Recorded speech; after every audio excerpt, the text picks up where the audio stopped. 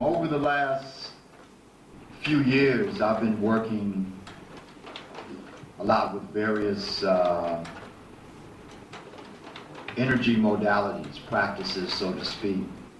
And what I've come to realize is that several years ago, when many of us first came on the scene and began talking about African history in terms of establishing or reestablishing our connection, our roots, to our beginnings, that we came in a very academic sense, and we approached African history very one-dimensionally, in that I came to find out that there are 3 points, 3 aspects of knowledge that go along with truly absorbing the total experience of what the African experience is truly about. We came forward, we opened the doorway, we laid a pretty solid foundation with respect to where African people had gone the world over, which cultures, civilizations we influenced, and what other cultures and civilizations gained from that, and what we as African people have not gained from that. But it really didn't open the other 2 doors. And those other 2 doors deal with practicing certain aspects of life that our African ancestors abided by, lived by, and being able to integrate that information into their life on a daily basis so that it really worked for them. It was a practical expression and connection of who they were, where they were, how they saw themselves, and in the ultimate sense, I guess it was a rites of passage. So these 3 styles, or these 3 phases, the first being the phase or the style of wisdom. And in there, we look at our historical base, our historical information, where we have gone, what we have done. We get a feeling, we get a sense of the impact that African people, that black people have had on the entire globe. The second of those styles is that of harmony. Now, our ancestors dealt with harmony in a way that we have since forgotten, long since forgotten. And harmony to them was doing actual practices that went along with the intellectual and the philosophical components of how they looked and moved through life. Harmony was doing the practices which awakened, reawakened, opened, and allowed the expression of certain abilities, powers, potentialities that we as black people carry within our being, that once again we have forgotten. Then the third phase is that of integration. And the phase of integration is being able to take those first 2 phases and combine, unite them, so that what you have learned becomes very, very practical and real for you. From the time in ancient societies, and to a large extent even today, in certain countries in Africa, when you are born, when you first come on the planet, you are given a certain guideline that allows you, beginning with your name. Your name says a lot about you based on the day of the week that you were born. Based on the time, using astrological means, based on the time, there's a specific energy that moves with certain individuals at the time of their birth, on the day they were born, etc. So from the very beginning in ancient civilizations, ancient cultures in Africa, birth began as a rites of passage. You were never without a guide, you were never without a certain degree of clarity and what was first and foremost was that you came here to do something.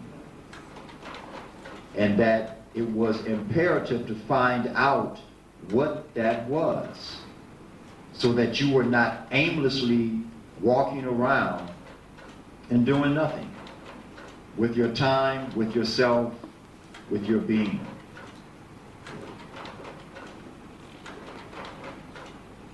I'm sure that over the last several minutes, two brothers here have more than convinced you that we have a lot of work to do. And that in doing this work, it's going to be a challenge. It's going to be an incredible challenge. But I'm sure that we're up for it in some form or fashion. Because time is running short. Time is running out. We are in a very critical period of the Earth's history right now. And there is a lot at stake. There's a lot going on.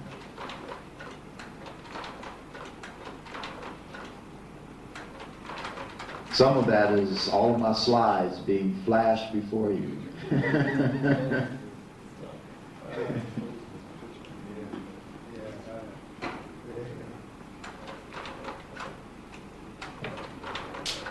So what I'd like to do is just really go through without doing a lot, because I know that stage has already been set, and I'm not going to relive that in terms of what we need to do, because we all know what that is. We all know our enculturation, we all know how we've been indoctrinated, with the European mindset, and we all know that what that has led to, our current condition. So I'd like to really get into just going over these principles that I feel were the basis of a true rites of passage for our ancestors in ancient times. These principles literally structured or created the parameters for which they operated within. It allowed them to identify the world and the environment and the universe, because they are universal principles. So what these principles found, what they did, or what our ancestors found that these principles did, was that it delineated, it gave clarity and purpose to not only who they were as individuals, but what their connection was to the environment and their overall connection to the universe. And these principles govern pretty much everything on the planet and extends beyond the influence of just this planet. They're divine principles set in motion, as our ancestors saw at the very beginning of the creative process. It's designated, that was designed to give pattern, or give some degree of continuity, understanding, clarity to what many of us call God. It pertains to the divine being or entity that brought all of existence into creation. Mind and spirit, as it's looked at in the ancient traditions, were synonymous.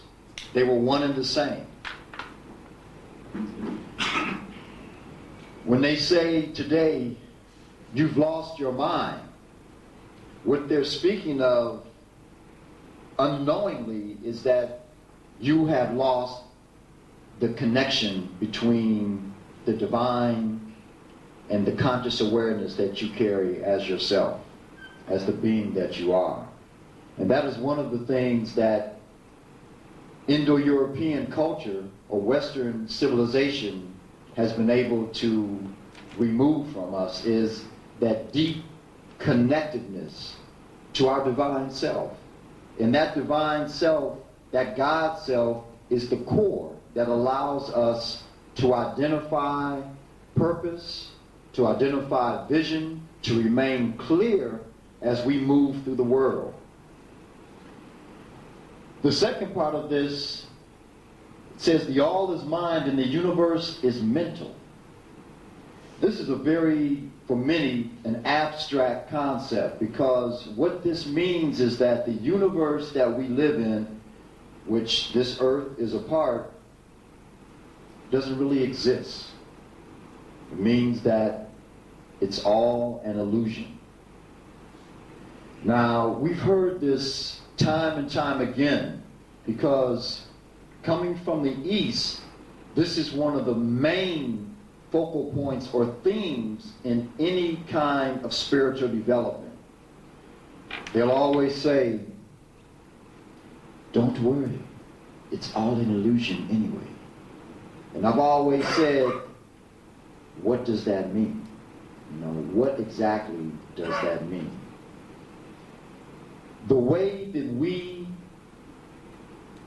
dream when we sleep, the way that we daydream when we're just going off on another mental tangent. That's what is happening here.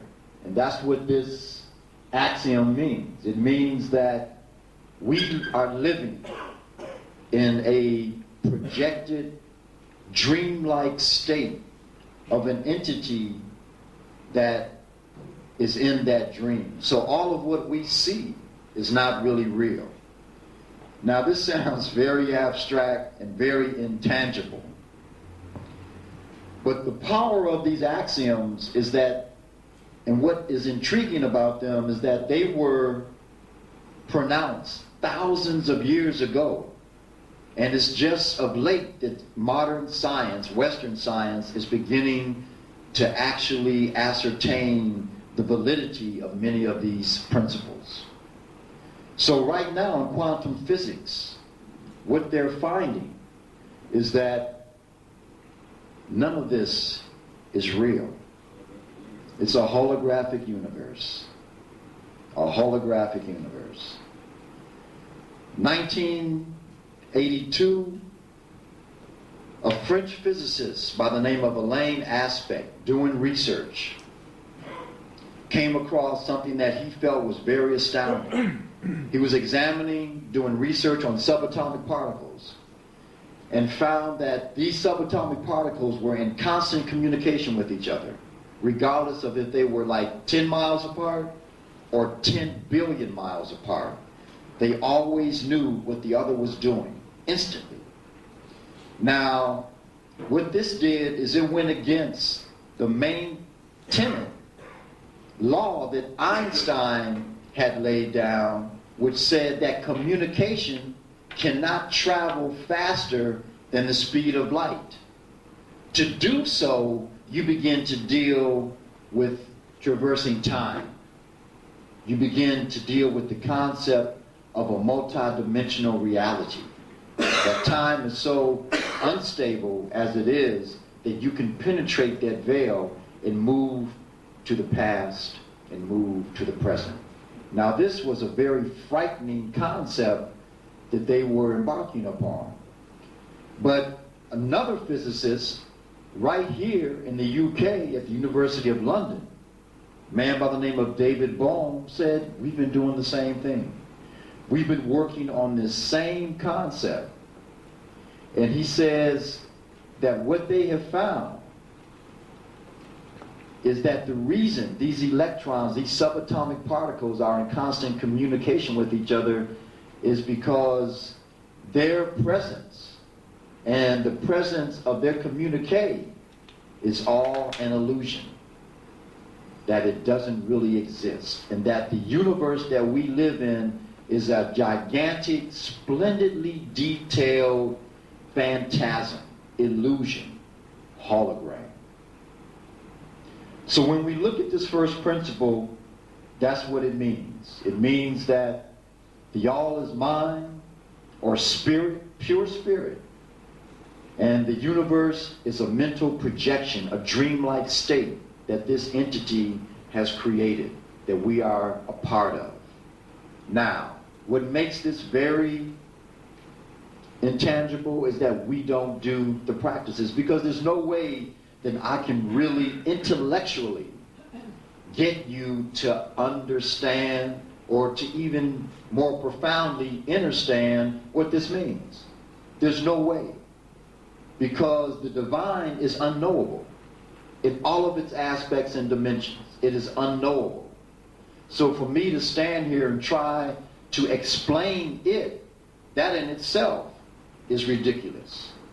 So the only way you can come into knowing it is through practice, through various types of practices which will connect you to the very life cord that permeates throughout the universe and goes directly to it. What they found is that everything in the universe is connected. Everything. They find that, for example, they did research with 2 cells from a heart. And what they did is they took the cells, first they took the cells, 2 cells, and they put them together, and the cell kept beating, it kept pulsating in rhythm, just like the heart would beat. Because all of our organs are made up of what? They're made up of specialized cells, which means that that cell is in that particular organ doing a specific thing that no other cell can do in the body. So being a heart cell, the cell actually has a pulsation. So it's beating. They take the cells then and they spread them apart. And they get so far apart from each other that they actually stop beating with that rhythm, that life-giving rhythm, and they begin to spasm. And then they die. So they took 2 more cells. They put them together, they beat in unison with each other, and then they separated them. When they separated them, once again, the cells began to spasm. Then they took the 2 heart cells and put them back together in close proximity with one another. They felt the connection, the energetic connection, and they began to beat in rhythm again, in the same way that the heart beats. They did this over and over again to make sure that it is not coincidence. So everything is connected. Everything in the universe is connected, regardless of what it is. Physicists are now saying that the same carbon atom, that is in our brains can be found connected into the same matter or brain tissue of a salmon, a star, in the heavens. That there's this interconnectedness. And that's another thing that we've always heard. We've always come across this statement that, yes, you want to be one with everything. The example I like to use is, I'm sure everybody, or a lot of you all have heard of that program, what was it called? Kung Fu. David Carradine. He always used to talk about how he was one. He was this Buddhist priest coming out of the Shaolin temple, and he was one with everything. He could walk through a pit of snakes and not get bitten because he was one with everything. There's an old saying, that this Native American, a brother by the name of Chief Seattle, gave in his address to a congressional subcommittee in 1854. And he said, "This we know, all things are connected. Like the blood that unites one family, all things are connected. Tell your sons and daughters that the earth is our mother, and whatever befalls the earth befalls the sons and daughters of the earth. Man did not weave the web of life. He is but a strand in it. So whatever he does to the web, he does to himself." And that's where we are. Right now, we are in a position on the planet where we have completely destroyed the natural resources, the very platform that we need to be healthy so that we can launch our own agendas, we're getting ready to lose. Think about this. The forests, the jungles of the earth are the lungs of the planet. That's right. Exactly. They produce the oxygen that you breathe. Now, when you have all this deforestation all over the planet that's going on right now to build shopping malls, better homes, bigger homes, McDonald's, soon you won't have air. You won't have oxygen to breathe. Already the oxygen count within the last 25 years, 30 years is down from 21% to just 9% in the major cities.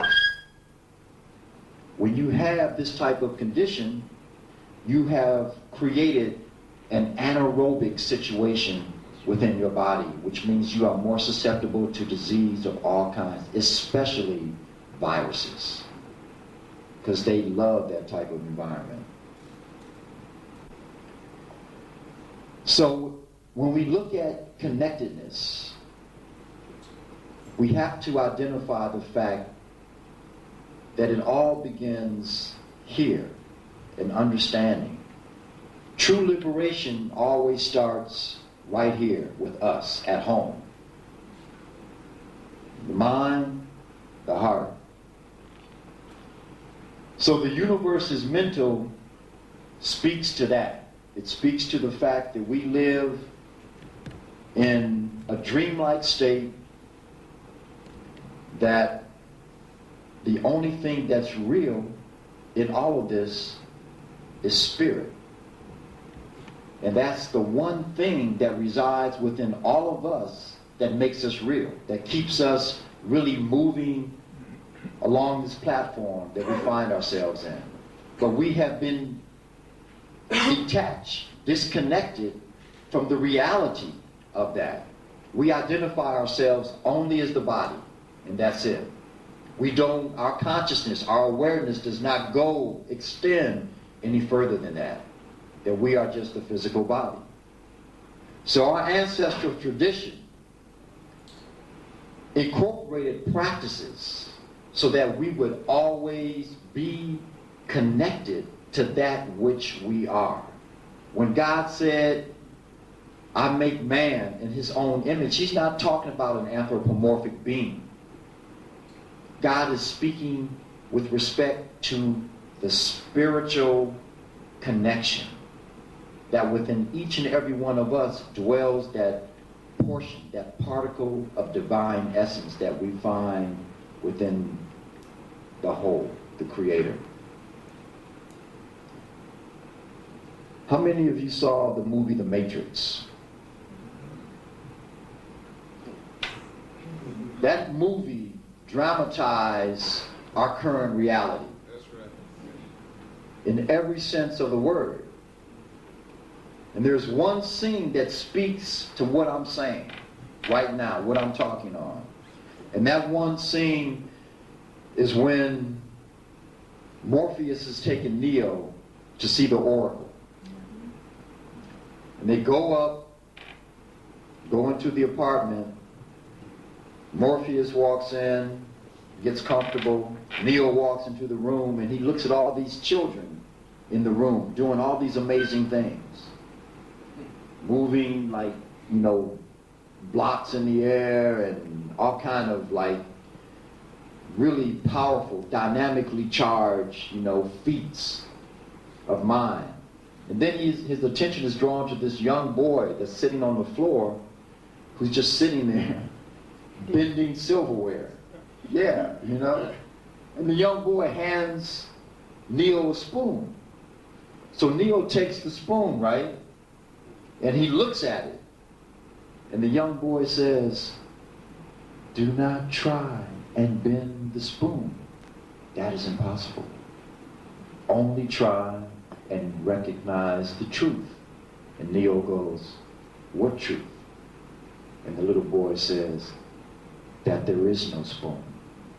And then you will see that it is not the spoon that bends, it is only yourself.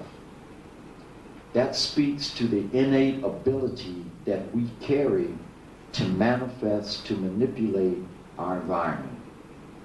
How you do that? Visualization is the first step. It's the first key. To learn how to visualize, to use the mind to create the things that you want. Because intention through visualization is one of the most powerful tools we can ever have, because that's what all this is based on. The second, the principle of correspondence. I'm not going to be as elaborate with all of them, because I want to get into some other things. But the principle of correspondence, as above, so below, as below, so above. This speaks to the fact that there is correspondence between the higher and the lower, or the macrocosm and the microcosm, the greater and the smaller. Very quickly, to give an example of that would just be, look at the solar system that this planet is a part of. You have a central sun, and you have all these planets, that orbit around this central sun. Now, that's the macrocosmic perspective. Now, go into the microcosmic perspective and tell me what we have. Come on, y'all. Yes. Atoms that do the exact same thing. You have the nucleus in the center. You have the protons, the electrons, and the neutrons, which, like the planets, orbit around this central figure. The next principle is that of vibration. Nothing rests, everything moves, everything vibrates. Let me say this. The reason I spent so much time on the first principle is because I really feel that that is one of the most important keys for you all to grasp. It's the most abstract of all of them, but it is the most important. And most of the time, since I've been doing these presentations, I spend a lot of time on that in terms of going through the actual notations, from these scientists, Bohm and Aspect. But I'm not going to do that this evening because I just want to focus on just two of these principles mainly.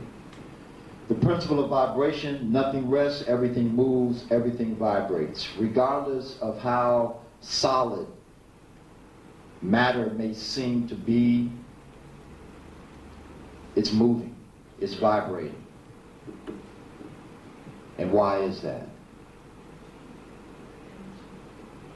Energy, yeah, but what is it made of?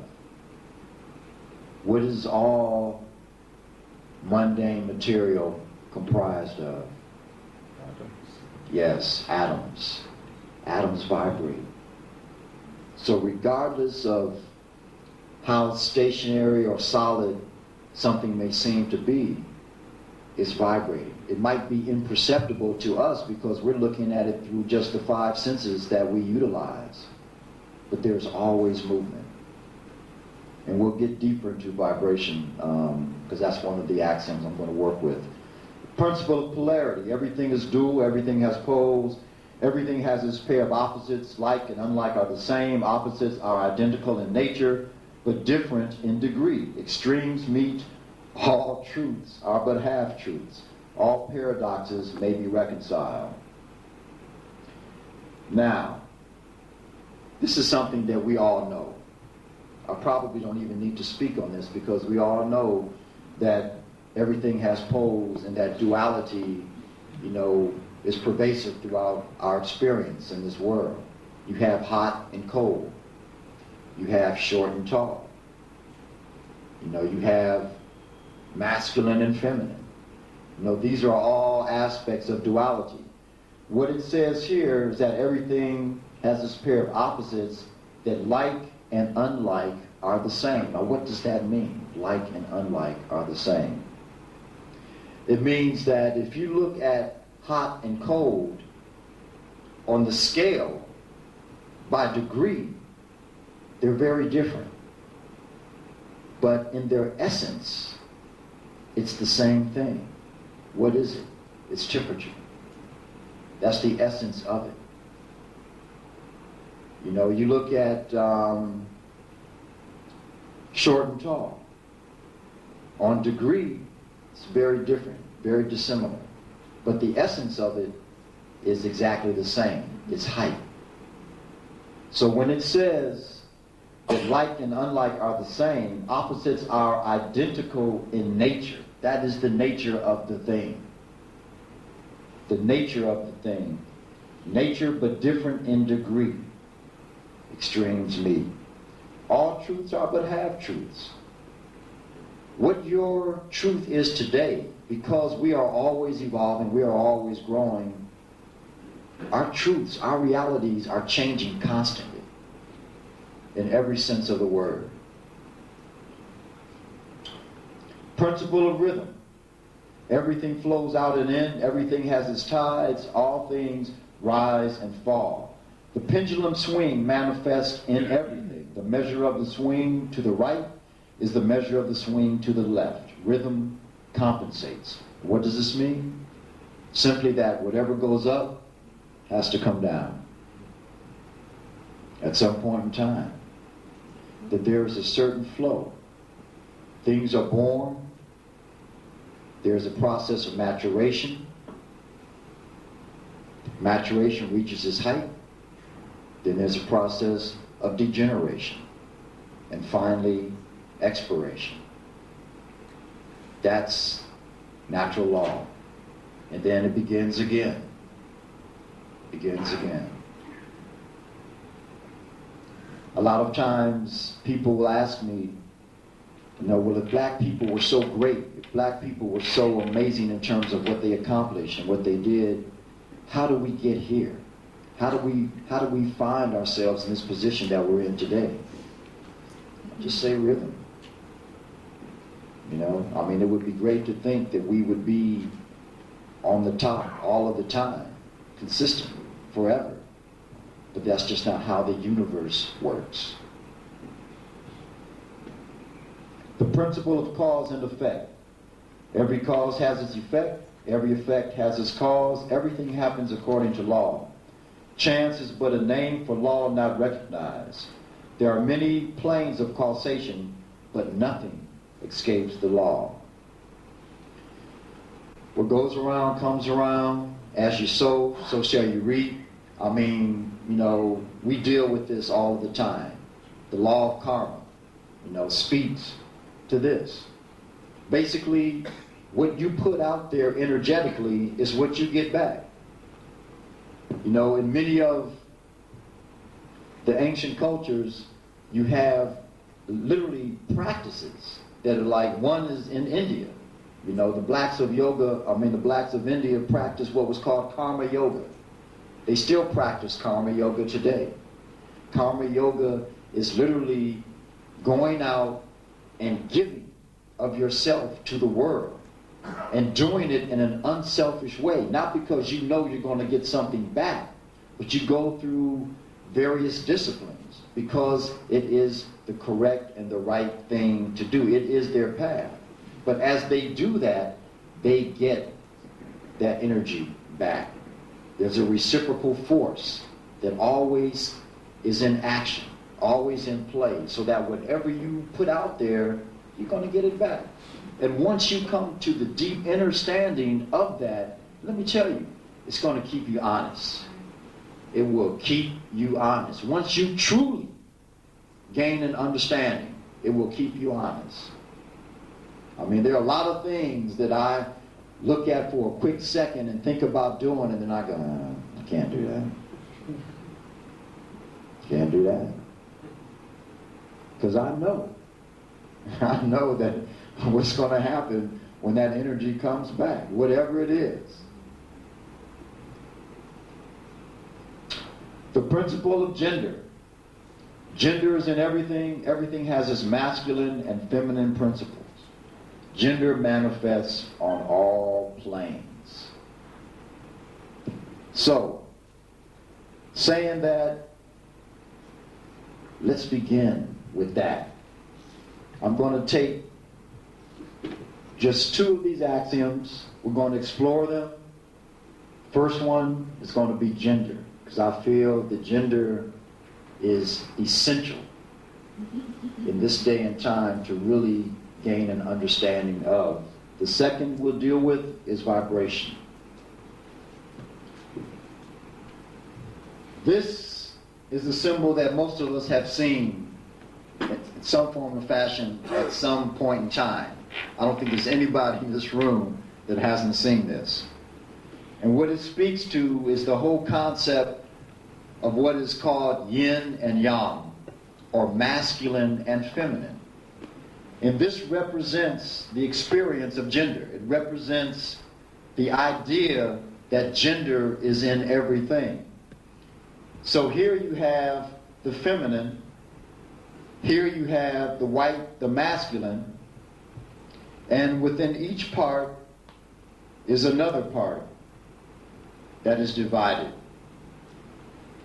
So within each man, there is the element of the feminine. And within each woman, there's the element of the masculine. It's inescapable. It's how it is.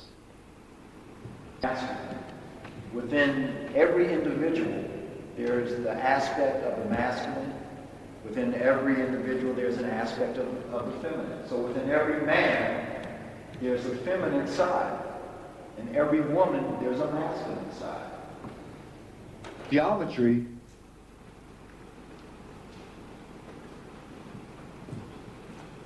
the masculine is represented by a straight line. Straight lines represent the masculine. Circles or spirals represent the feminine. And you can see it. You can look at the bodies of human beings. Men are built in a very linear way because that straight linear energy descends. When it descends into a human being, into a male, that's what it creates. It creates that kind of a body. Circles, spirals represent the feminine, and when that energy descends into a woman, what do you get? You get curves, you get circles, and you get spirals. You get a very different contour and landscape than you do when you see that of a man. So when you look at the first, say the masculine. That's how the masculine moves. The mission deals with the directions. Now, one of the characteristics of the masculine is that of freedom. So, the masculine in its linear format likes to go. You know, it doesn't want limitations. It doesn't want restrictions in any way, shape, form, or fashion. It just wants to be left alone and do whatever it wants to do. But when the circle came in to being, it grabs these straight lines and says, where are you going? What are you doing? You've got no direction. Let me give you some direction and organization. You know, let me focus you a little bit. So you have the circle. Then you have the generation of all the various lines that create the very principles that we're talking about, that manifest within the circle. All down here. And these are all symbols that, geometric symbols that most of you, if not all of you, have seen. The most powerful of the geometric symbols found in sacred geometry, the most powerful, is called the Vesica Pisces. It says the Vesica Pisces is the symbol for the creative feminine force that brought the material universe into being. Let me say that again. Because the characteristics of masculine energy are twofold. One is freedom. The other is the mission. Now, freedom means if every woman here move its energy from all form and matter would bring about the immediate disintegration of the universe. Edge going to the center of the other. This symbol. So this is the Vesica Pisces that we're looking at here. And it's saying that this is the undergrid. This lies at the basis of all mundane material form that pervades the universe. And that if we take this symbol, this geometric form, and remove it, then the universe as we know it will collapse, will disintegrate into nothingness.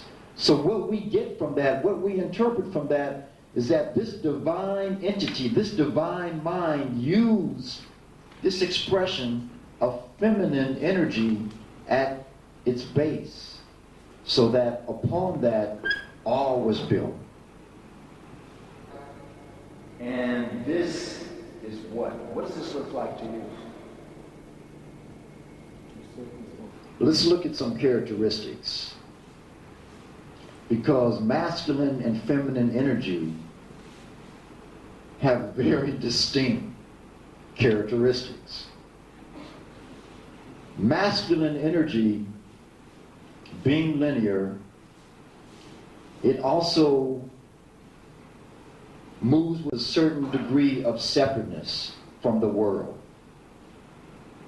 It does not instinctively flow with nature. It makes possible for the question, well, what's in it for me? What am I going to get out of this? And the possessiveness of, this is mine. This belongs to me. Our ancestors held that the masculine portion of the brain was the left side of the brain, the left hemisphere. Being the left hemisphere, it was responsible for the dictates of reason, that it was always trying to figure out how things came to be. In other words, it's the intellectual dynamic that we live through and live with, especially in this culture.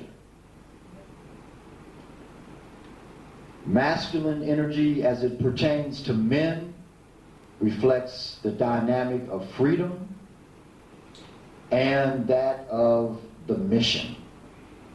In other words, one of the most important things to a man is going to be his mission. If he has identified it, that is going to be first and foremost. That's why so many men will go to work and then come home and their significant other or their wives will be, well, you're always at work. Why don't you spend some time at home? Why don't you spend some time with me? Well, my work is so important. What I'm doing is, and a lot of times the feminine cannot adjust and gather and gain an understanding of that drive. What does that mean? Why is that so important? And it's not so much that it's just the work that's important, but it is the idea of the mission, because that connects the masculine, the male, to its purpose.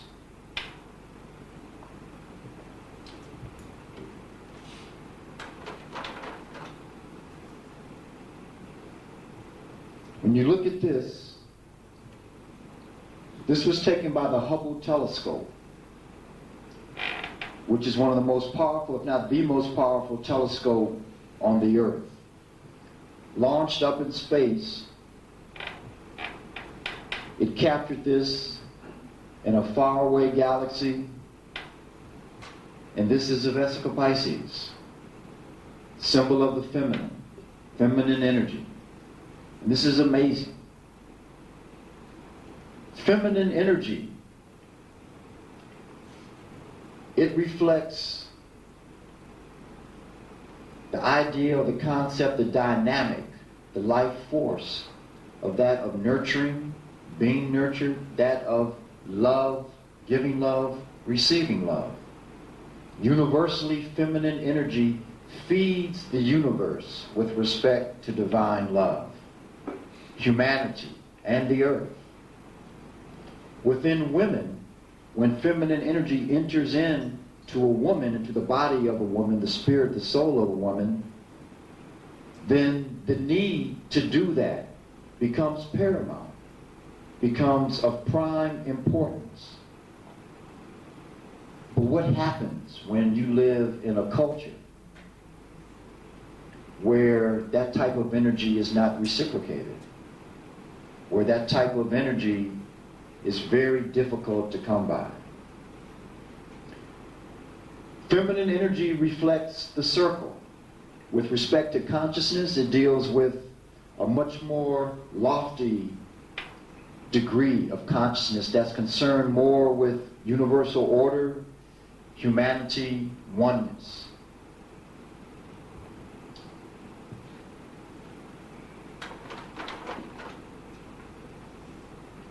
Spirals. Everything has its spiral. Everything is brought into generation via feminine energy. So when you look at a seashell, that's what you see.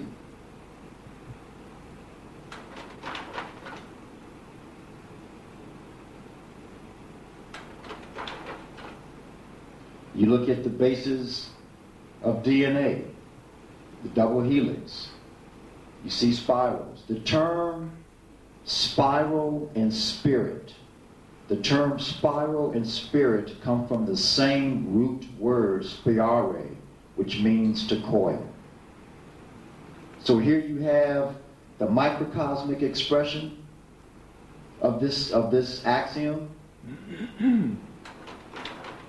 and then the macrocosmic, dealing with the unition of two galaxies, two spiral galaxies.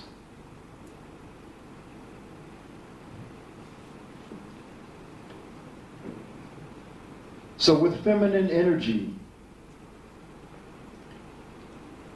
the way we utilize that in this particular system, in this particular culture, in this society that we live in, is in a very misaligned, misguided way. Because the culture that we live in does not acknowledge, does not hold with respect the nature of the feminine principle. We live in a very patriarchal culture. And when we go back historically and begin to identify where these ideas came from, then it puts it all in perspective with respect to why we are the way that we are and why we address women and look at the women, our significant others even, the way that we do.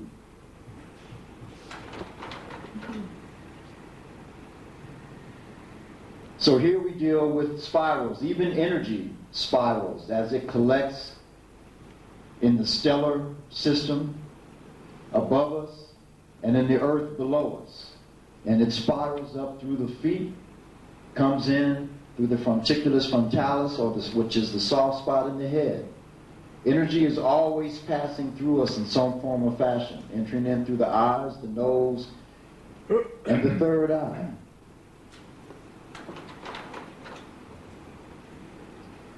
Now, about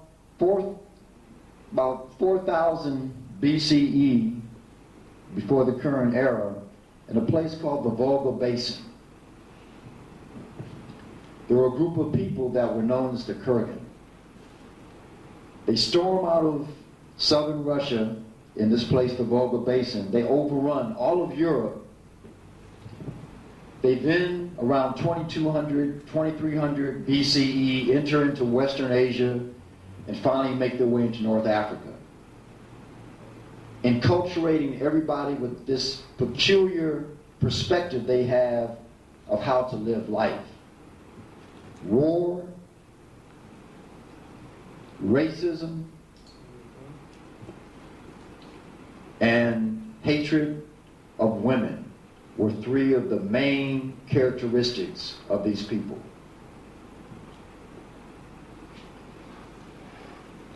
They set in motion a series of laws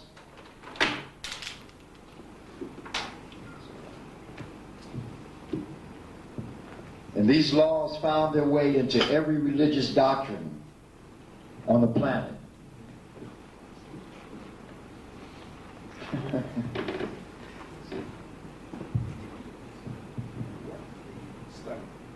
Of what came about with the coming of these people.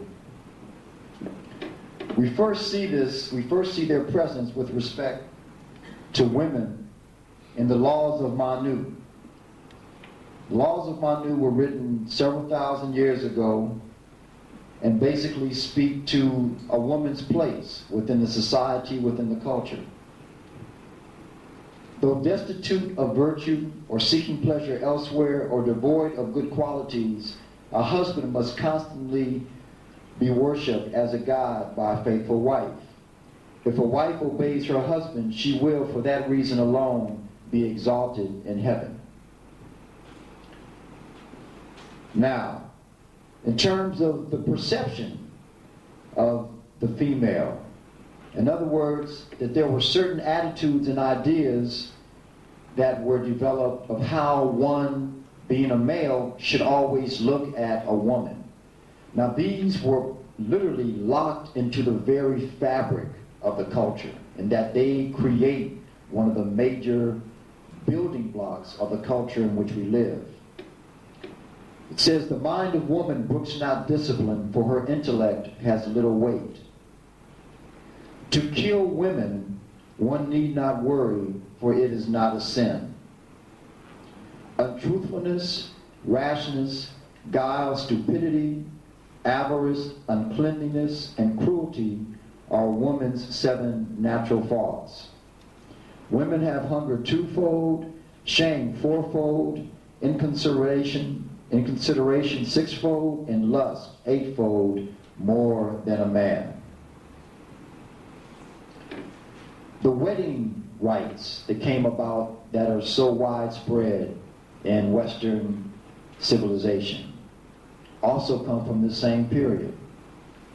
This is a book called the Mahabharata, where the duties of woman are defined. It says the duties of woman are created in the rites of wedding. When in presence of the nuptial fire, she becomes the associate of her lord or husband for the performance of all righteous deeds. She should be beautiful and gentle, considering her husband as her God, and serving him as such in fortune and misfortune, health and sickness, obedient even if commanded to unrighteous deeds or acts that may lead to her own destruction. She should rise early, serving her God, always keeping her house clean, tending to the domestic sacred fire, eating only after the needs of her God and guests and servants have been satisfied, devoted to her father and mother and the father and mother of her husband. Devotion to her Lord is a woman's honor. It is her eternal heaven. So you get a glimpse, of exactly how we got to this place. And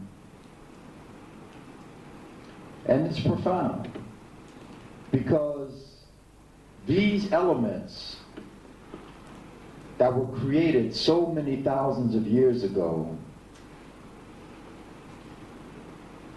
have seeped into every corpuscle of our being. Women live it and express it in their own way.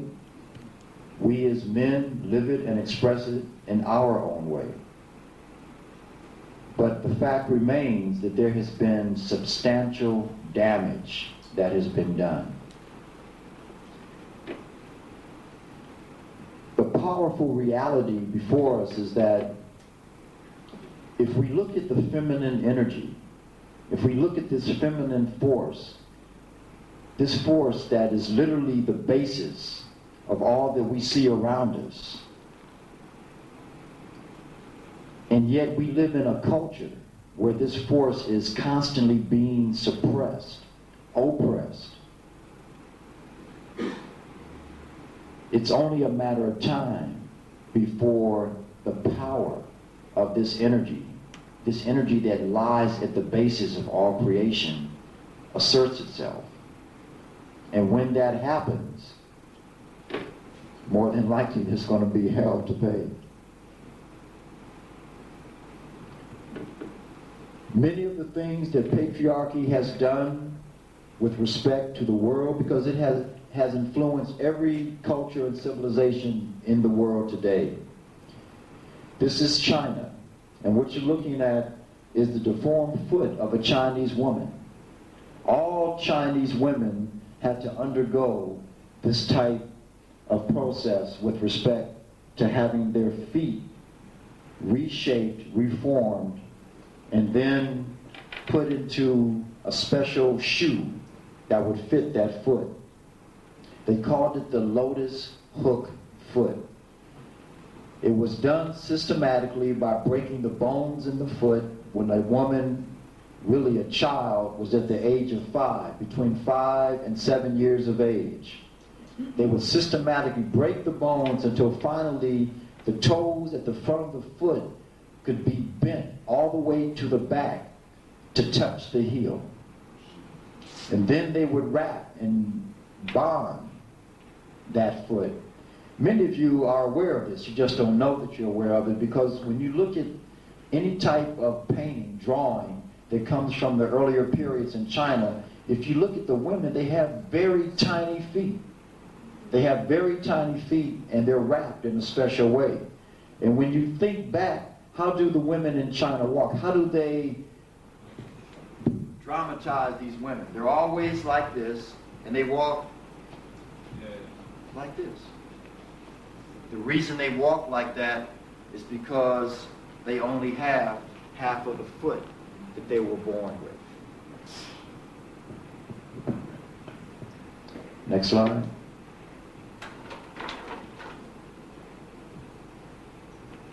This is current day, Japan.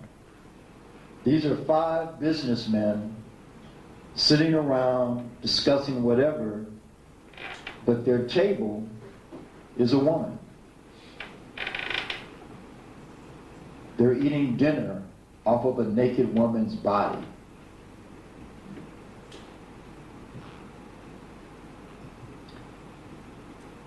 So what we have is a really serious situation here.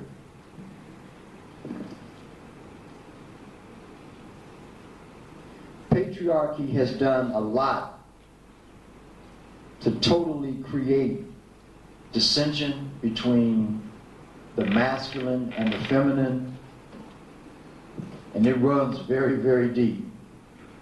Very deep. Our ancestors held that, as I said earlier, that the brain was divided into masculine and feminine. And in doing that, you have what I call a he speaks, she speaks expression, of how the brain in the masculine perceives the world around and how the brain in the feminine perceives the world. With respect to perspective, I have what's called women's English and men's English. Now these are 2 ways that I find men hear women and how women hear men. It's comical, but at the same time, it's also very true, and in a way, it's very sad. But let me run through these just to give you an idea of what I'm talking about. Now, when a man listens to a woman, this is how he hears her. Yes means no. No means yes. Maybe means no. It's your decision means the correct decision should be obvious by now. Do what you want means you'll pay for this later. When a woman says we need to talk, men hear as I need to complain. Sure, go ahead means I don't want you to. I'm not upset means of course I'm upset. Be romantic, turn out the lights. Men are supposed to hear as, I have flabby thighs. This kitchen is so inconvenient, means I want a new house. I want new curtains and carpeting and furniture and wallpaper. I heard a noise. Men hear as, I noticed you were almost asleep. Do you love me? Means I'm going to ask for something expensive. How much do you love me? Is heard as, I did something today you're really not going to like. Is my butt fat? Means tell me I'm beautiful. You have to learn to communicate is heard as, just agree with me. Are you listening to me? Is heard as, too late, you're dead. Now, women. This is how women hear men. I'm hungry means I'm hungry. I'm sleepy means I'm sleepy. I'm tired means I'm tired. Very linear, because in our ancestral tradition, the brothers and sisters in Kemet or Egypt state that the feminine expresses a state of becoming, whereas the masculine expresses a state of being. This is why women are always saying, well, a man, you see what you get what you see. So very linear is that expression. I'm sleepy, I'm sleepy. I'm tired, I'm tired. Do you want to go to a movie? Women hear as, I'd eventually like to have sex with you. Can I take you out to dinner? It's heard as, I'd eventually like to have sex with you. Can I call you sometime? It's heard as, I'd eventually like to have sex with you. May I have this dance? I'd eventually like to have sex with you. Nice dress, nice cleavage. You look tense, let me give you a massage. It's heard as, I want to fondle you. What's wrong is heard as, what meaningless self-inflicted psychological trauma are you going through now? What's wrong is also heard as, I guess sex tonight is out of the question. I'm bored. Do you want to have sex? I love you. Let's have sex now.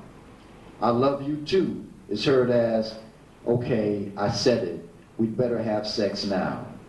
Let's talk is heard as, I am trying to impress you by showing that I am a deep person and maybe then you'd like to have sex with me. Will you marry me is heard as, I want to make it illegal for you to have sex with other guys. But this is deep, because what's happened here with respect to relationship, and I honestly believe that if you really don't have an understanding of masculine and feminine energy and what that entails, you really cannot, in the absolute sense, have a healthy and meaningful relationship with your significant other, because you don't have that type of relationship with yourself. When you look at masculine energy, you look at feminine energy, and you look at the context of which it fits within, in this case, a patriarchal culture, you have men that are told, conditioned, enculturated not to accept or acknowledge their feminine, because that is a sign of weakness. That expresses a certain type of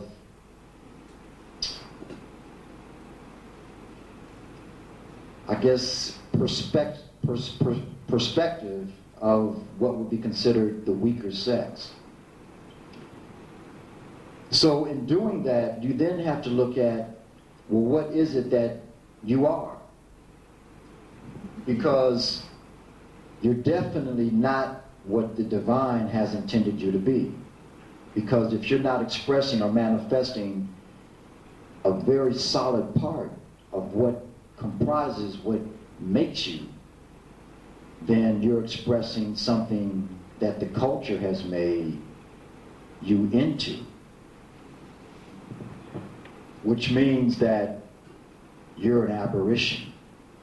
You're something that functions outside of the natural world, the natural order of things. You have become an artifact. You are artificial. You are a cultural hologram. It just came out, you know, but it felt good. It felt right, you know. So let's look at the terms artifact and artificial. Artifact is anything made of and by human design. Artificial means produced by humans, made in imitation of something natural, not genuine. So once again, we go back into disconnection. So if patriarchy has removed a vital part of who and what we are, a part of ourselves that we cannot express,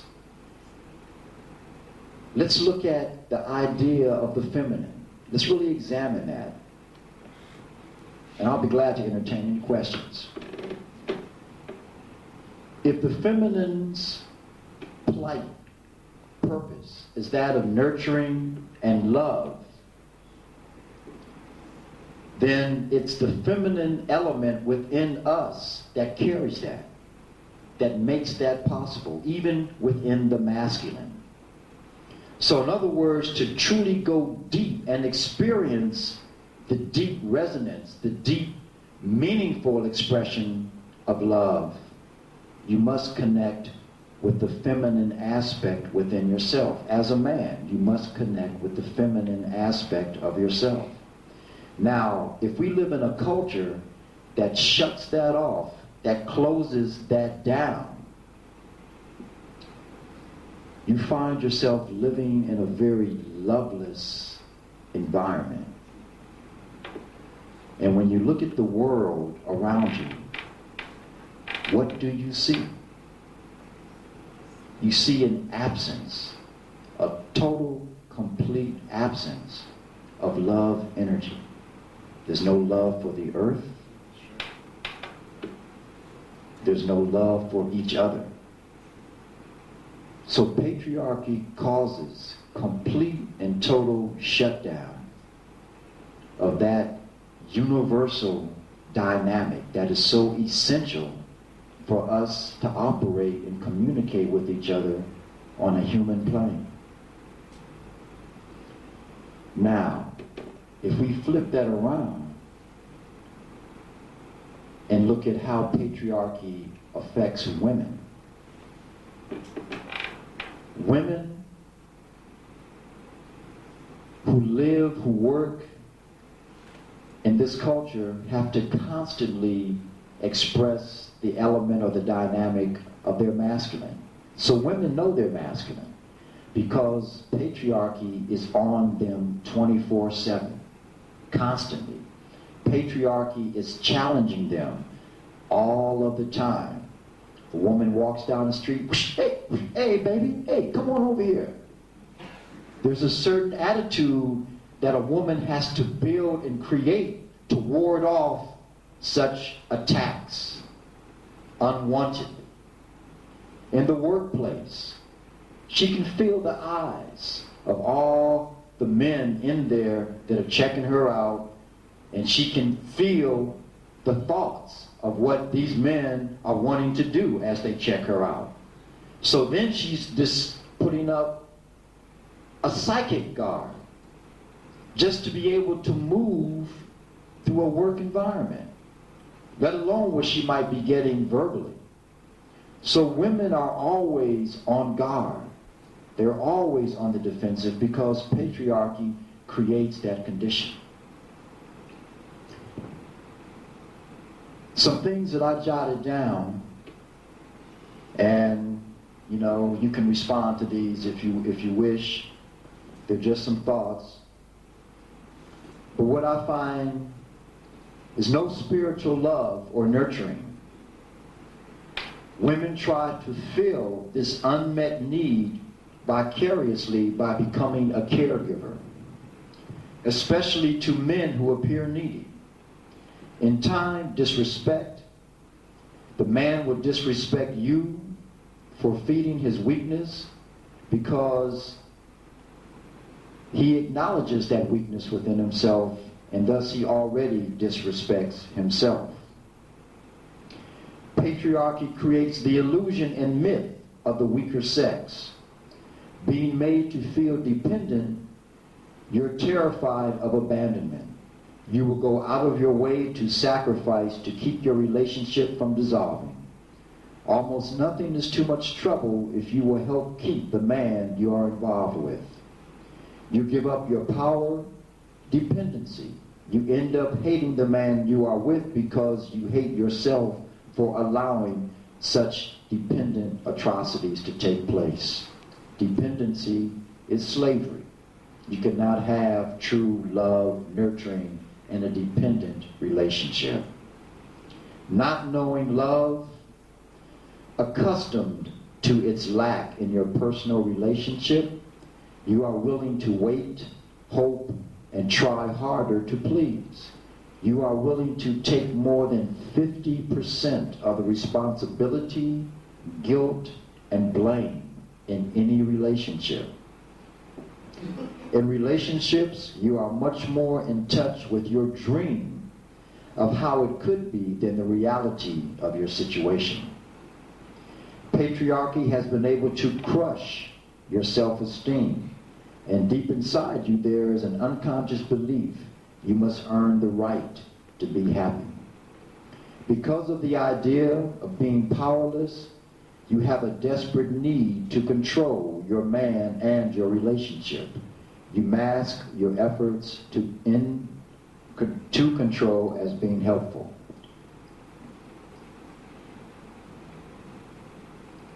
So patriarchy is a very profound poison, a cultural poison that we ingest on a daily basis, and it's inescapable.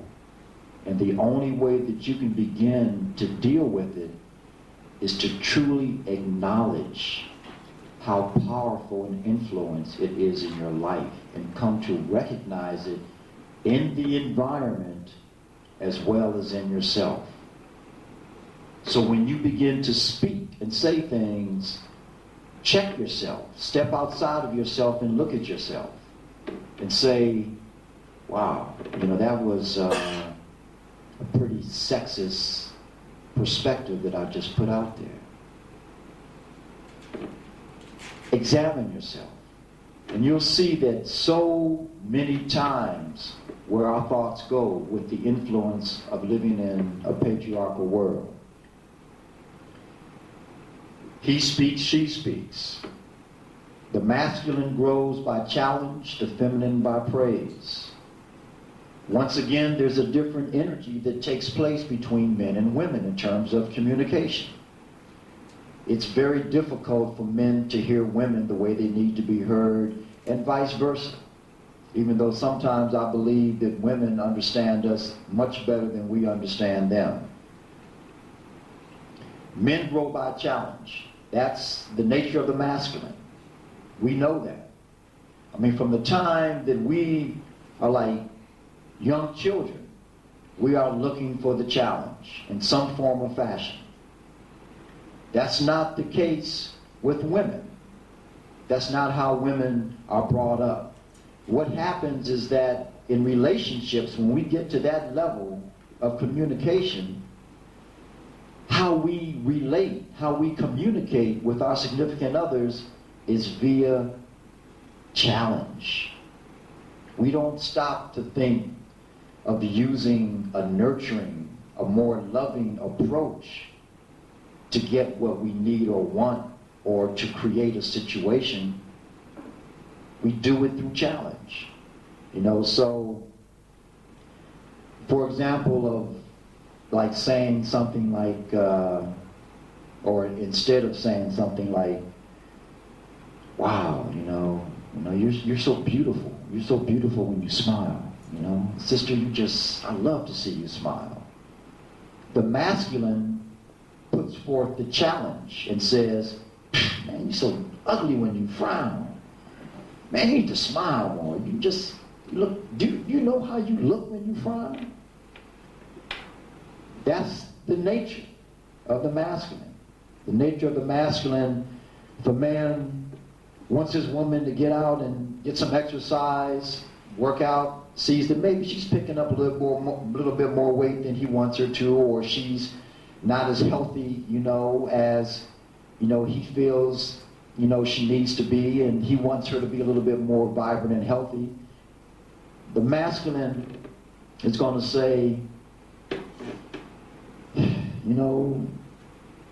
you really need to go to the gym. You need to work out. Look at you. Go stand in the mirror. Look at yourself. Instead of just saying something like, baby, I love you when you have on those spandex leotards. And when your body is moving in those, oh man, you do it for me. Let's go work out. Let's go somewhere. Let's go run. Let's go stretch, whatever. So there's a difference because of how we're brought up. The masculine is brought up through the dynamic of challenge, and we carry that with us all of the time. And patriarchy always feeds that. Patriarchy always feeds that element of the challenge. So we never get a chance to pull back, step outside of ourselves, and look at ourselves to see what it is we're saying and what it is we're doing. Praise works for women. Information doesn't. Praise motivates, challenge doesn't.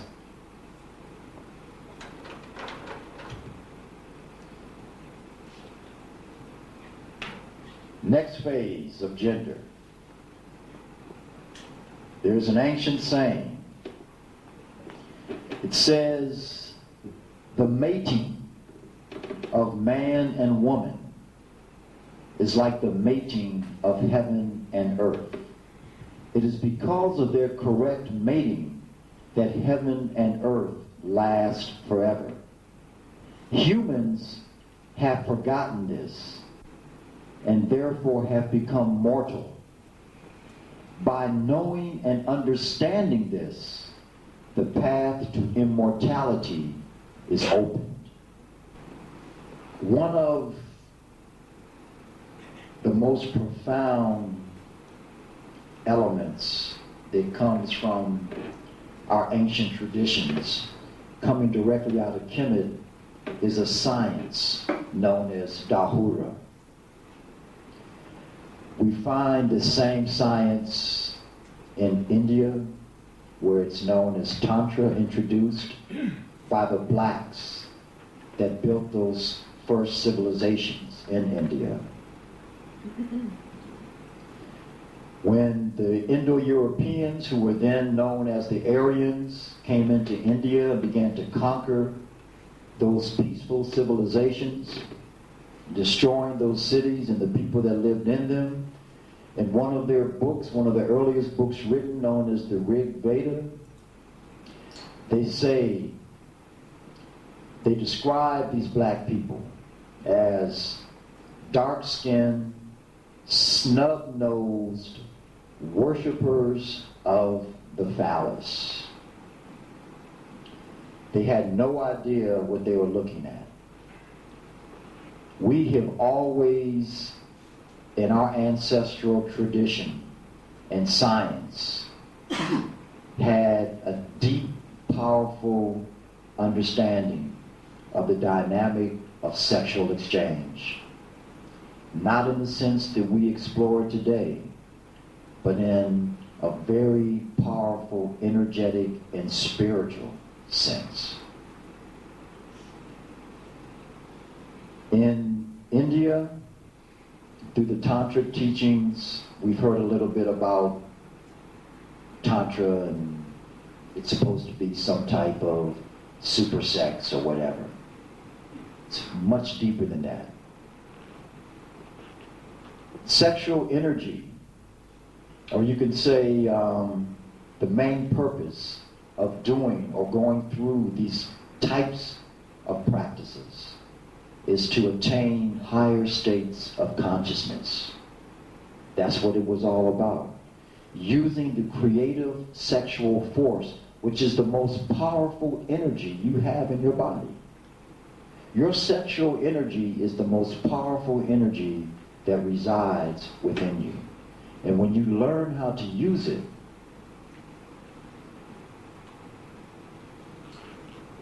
immortality lies before you. Think about this. Creative energy is at the basis of everything.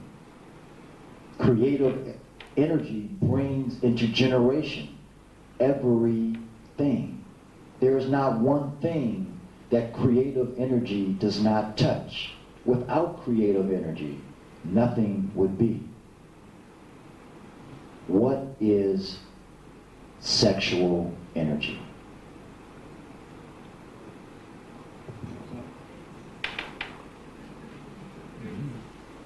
Don't tell me you all don't even know. See, this is what I'm talking about.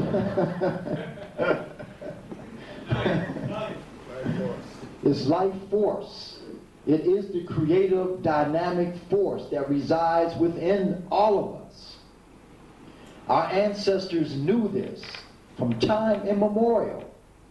And they knew that it was imperative to learn how to utilize, to refine, to cultivate this energy and use it in personal development.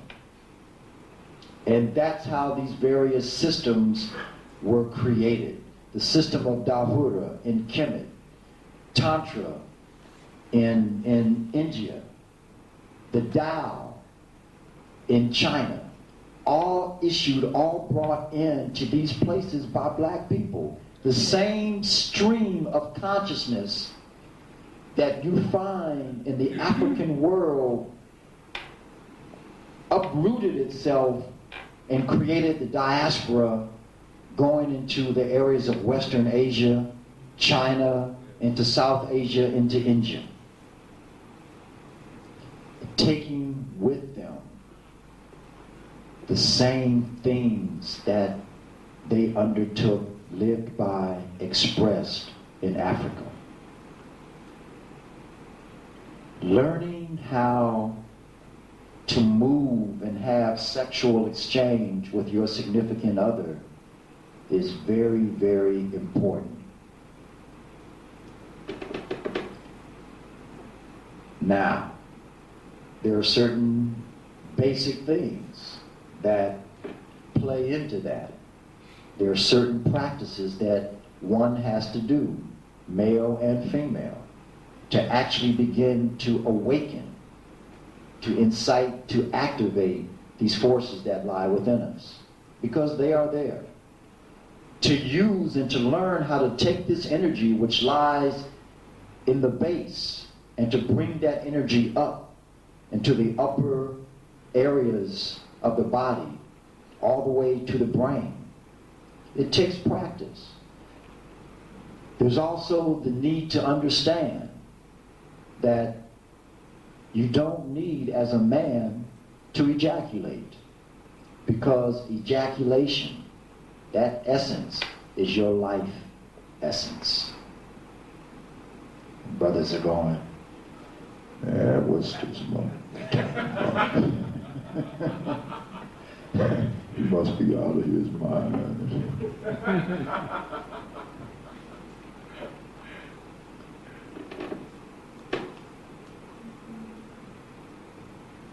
Let me say this.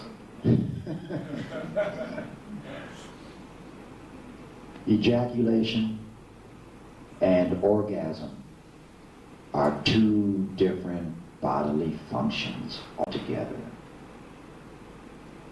You can still have orgasm and not have ejaculation. You just need to train the body to do it. There are specific exercises, techniques that our ancestors have passed down to us to teach us how to do these things. Go ahead, brother. Just what you were saying about ejaculation, sometimes I've heard expressed that women feel cheated if the man doesn't ejaculate. What would you say to that? let's look at that. And let's look at that through the context of patriarchy. Because if a woman is made to feel constantly throughout her life less than the woman she is, less than the human being that she is, when she comes in contact with the male, with the masculine, and that energy that she knows, which is so predominant and powerful, which men are so attached to, then there's what I call like the game or the love warring, because there's a challenge that begins to manifest. And that challenge is, yeah, I'm going to take your seed. Why is that happening?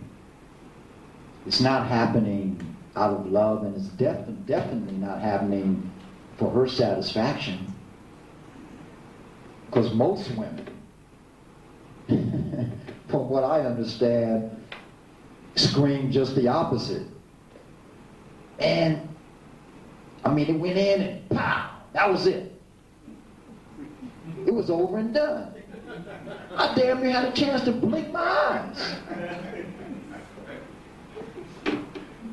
And this is the song that most of the women I know sing with the relationships and the experiences that they've had.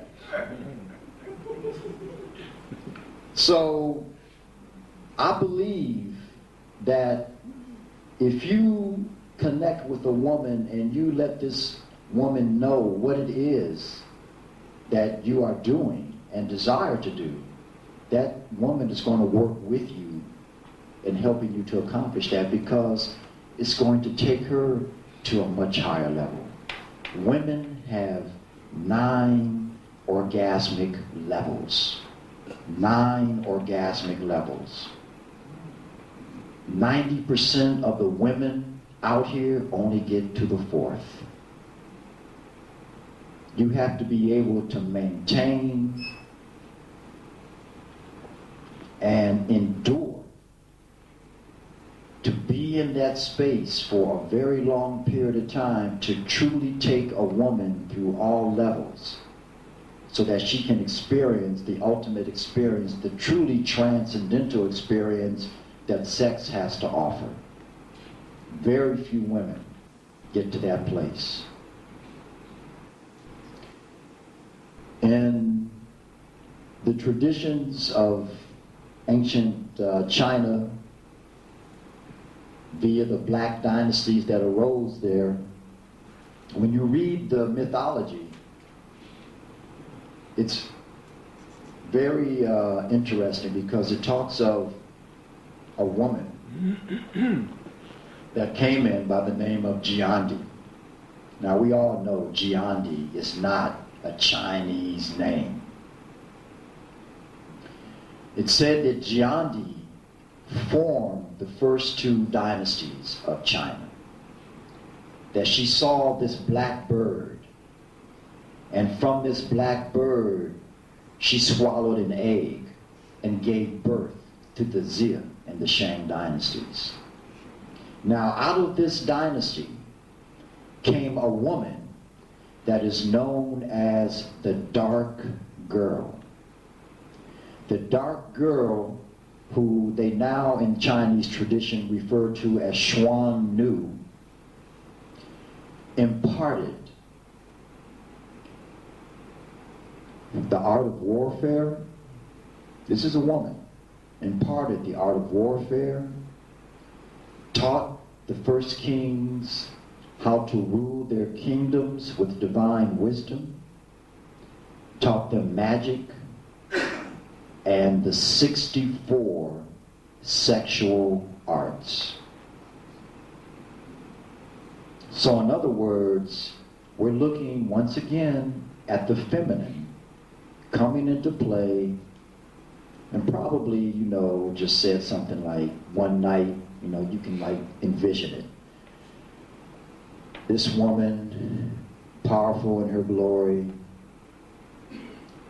just He meets this man. There's this incredible chemistry, this dynamic connection. And they go through like a period of courtship, maybe, lasting for a month or so. And then one day they end up, in her abode. The atmosphere is set.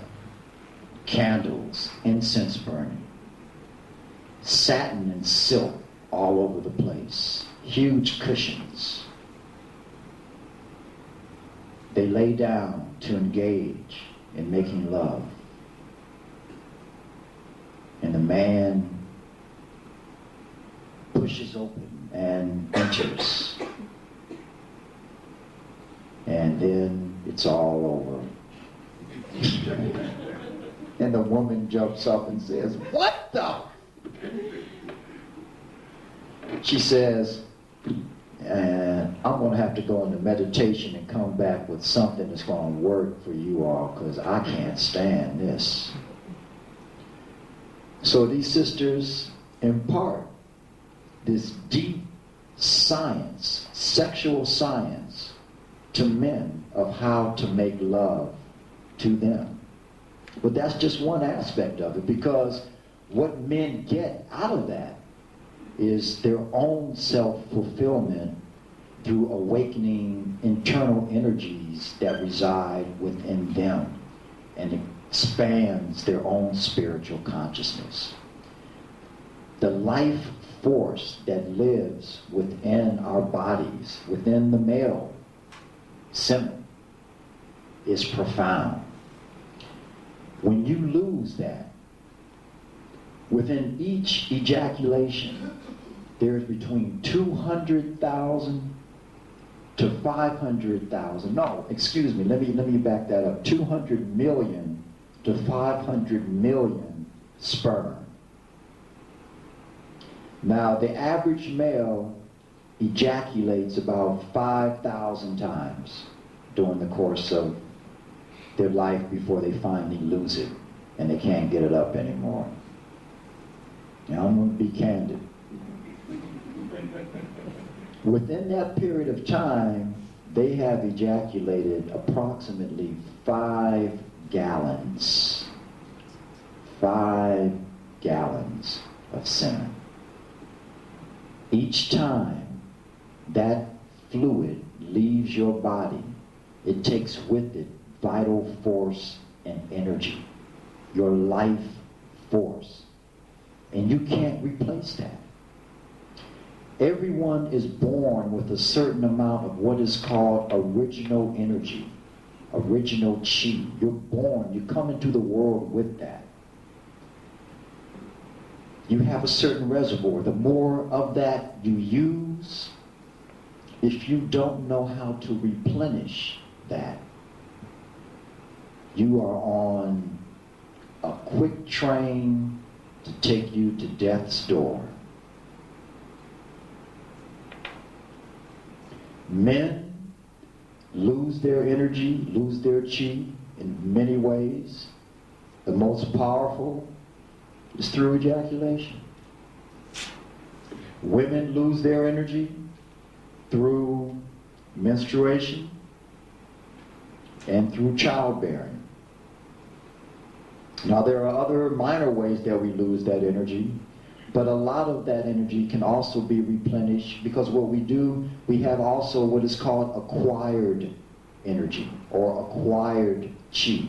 Acquired energy we pull in from the foods that we eat, we pull it from the air that we breathe, the fluids that we drink.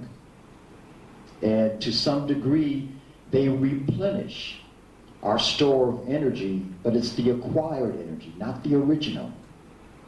You have to do special practices to be able to reinstate your levels of original life force.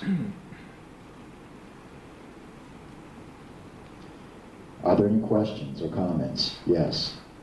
These energies that the male loses, Does this have any benefit for the female?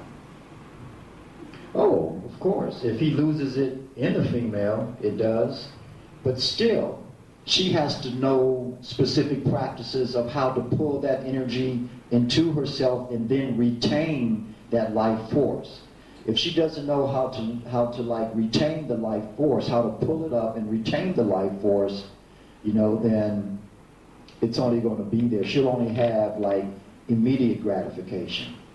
And then finally the energy will just dissipate.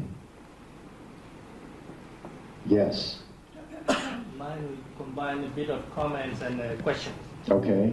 You have talked about the history of mankind and communication between the two, and the problems that exist. With respect to the question or the studies done by patriotic man, it looks as if he left the human being on a question of inequality or impartiality between man and female. That means that if we look at it from the religious point of view, shall we say that it is man suppressing the female or female asking for much from man? I.e., we are not equal, one man, one woman, but women are asking for much. If we take one man, one woman, much more women will remain behind. What are we going to do about it? If not the question. So how are we going to resolve this question? So Like what happened on the example of China and the Japanese examples that you have shown before, how they treat the females. So perhaps those females wanted to treat or to trade their markets quickly as soon as possible among the majority. Who want well, do you think that like women in Africa, desire to get, clitorectomies, or do you believe, that, all of the other things that take place, on the continent of Africa with respect to female subjugation, that are pretty serious? Well, it depends, particularly according to the culture of that particular side or section. For instance, in my country, okay, we have a monogamy. Senegal? No, Sudan. Sudan? Yes. So we are monogamous. We are not polygamous. Mm-hmm. Okay. Polygamous and not monogamous. All right. In marriage line. Mm-hmm. Why? Because we have more women than male, due to war actions where it causes much more lives of men. So it remains few males against many women. Mm-hmm. So do you benefit from that? Do you feel that that's a condition that you benefit from as being a man, having, being in a polygamous situation? Yeah. There's great benefit to that with respect to you. In a sense of being a human, Mm-hmm. and according to our duty, as you said, causes and effects Mm-hmm. in that particular section, it gives me a duty of fulfilling my work Mm-hmm. towards a female, whereby the female will look at it that a single one of them is not benefiting much as she wanted to be, Mm-hmm. while I'm just trying to fulfill the distribution of chances for a bunch of them not to have less. Yeah, I hear you, and that's a good perspective. It's a good male perspective, to have. But, it would be nice to have a woman from the Sudan right now to address that and see what she has to say about that in terms of being, one of, 20 or 30. And, how much nurturing and love she's able to acquire, in a situation like that. But I hear what you're saying, and that's, being a man, myself, that's a great situation to be in, where you have so few women that, you can just, or so few men and so many women that you can just have 20 or 30,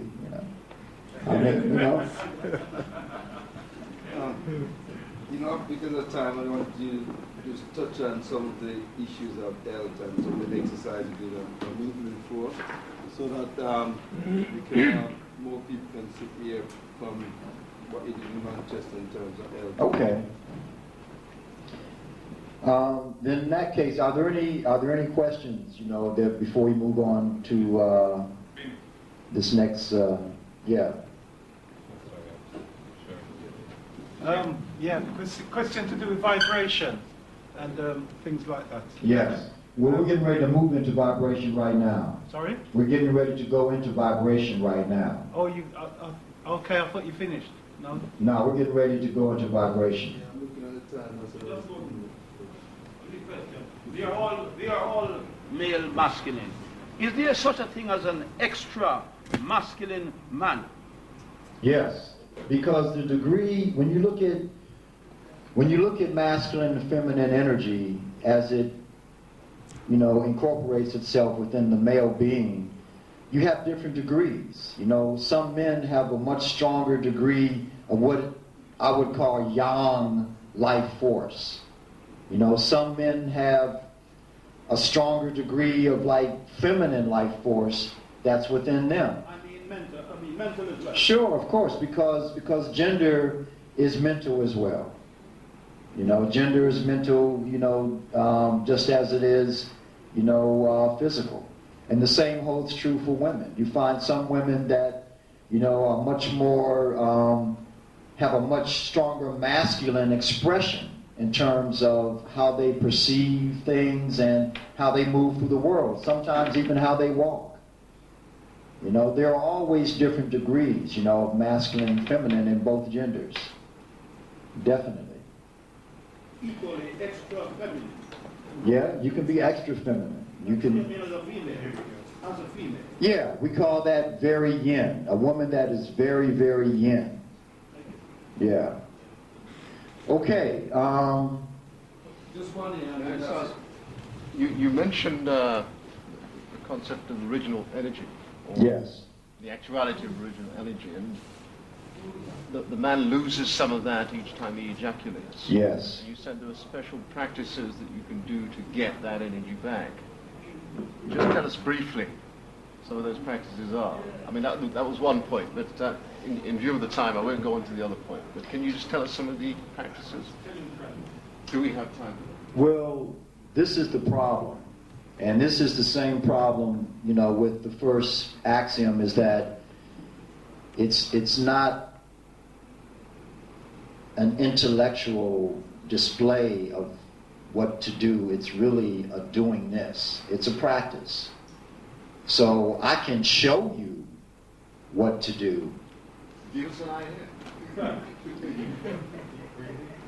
Deep breathing, it always starts with the breath, It always starts with the breath. With respect to, if I'm working with, one of my male students, the first thing I'm going to teach them a variety of different, what I call sealants. These sealants create the foundation that will eventually lead them into what I call the sexual practices. Now, the first of those sealants is one that I call the deer exercise. The deer exercise is done by inhaling, holding the breath, and then pumping what's called the PC muscle, which moves and wraps around the testicles and the prostate, so that there is a certain degree of strength and energetic resonance that is created in that area of the body. Because the first thing that you have to do is to really revitalize your organs. Because you have to think, well, I've been living my life with, consistent ejaculations, which means that the gland that is responsible for that, my prostate, has taken one hell of a beating. That is why men, especially black men, have such a, there's such an epidemic of prostate cancer because of how we misuse and abuse that gland. And we don't know how to strengthen it. So the first thing that I do, that I teach my male students, is how to strengthen that area of the body. So after they get that, and they're pretty solid with that particular technique, I teach them how to store, how to accumulate through particular breathing exercises, how to accumulate energy or chi in the lower portion of the body and then store that energy, store that life force. Then I teach them what are known as the healing sounds. There are 6 of them. And that lays the foundation of the practices. Then you get into what we're getting ready to get into now, and I'll, get into certain things as we go along and come back to your question. Okay? Who's got a blue face there outside the lights on?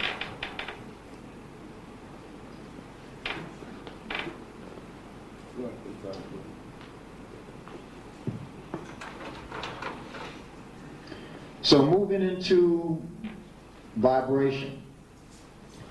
Says that everything vibrates, and depending on the measure or the ratio of vibration will depend upon the form that is generated. And as you can see, vibrational frequency also manifests in geometric images. So where I'm going to go from here is into ancient China. But before I do that, I just want you to think about yourself in vibrational terms. That all of you are nothing more than a conglomeration of different vibrational frequencies. You're a conglomeration of vibrational patterns that do specific things in your body.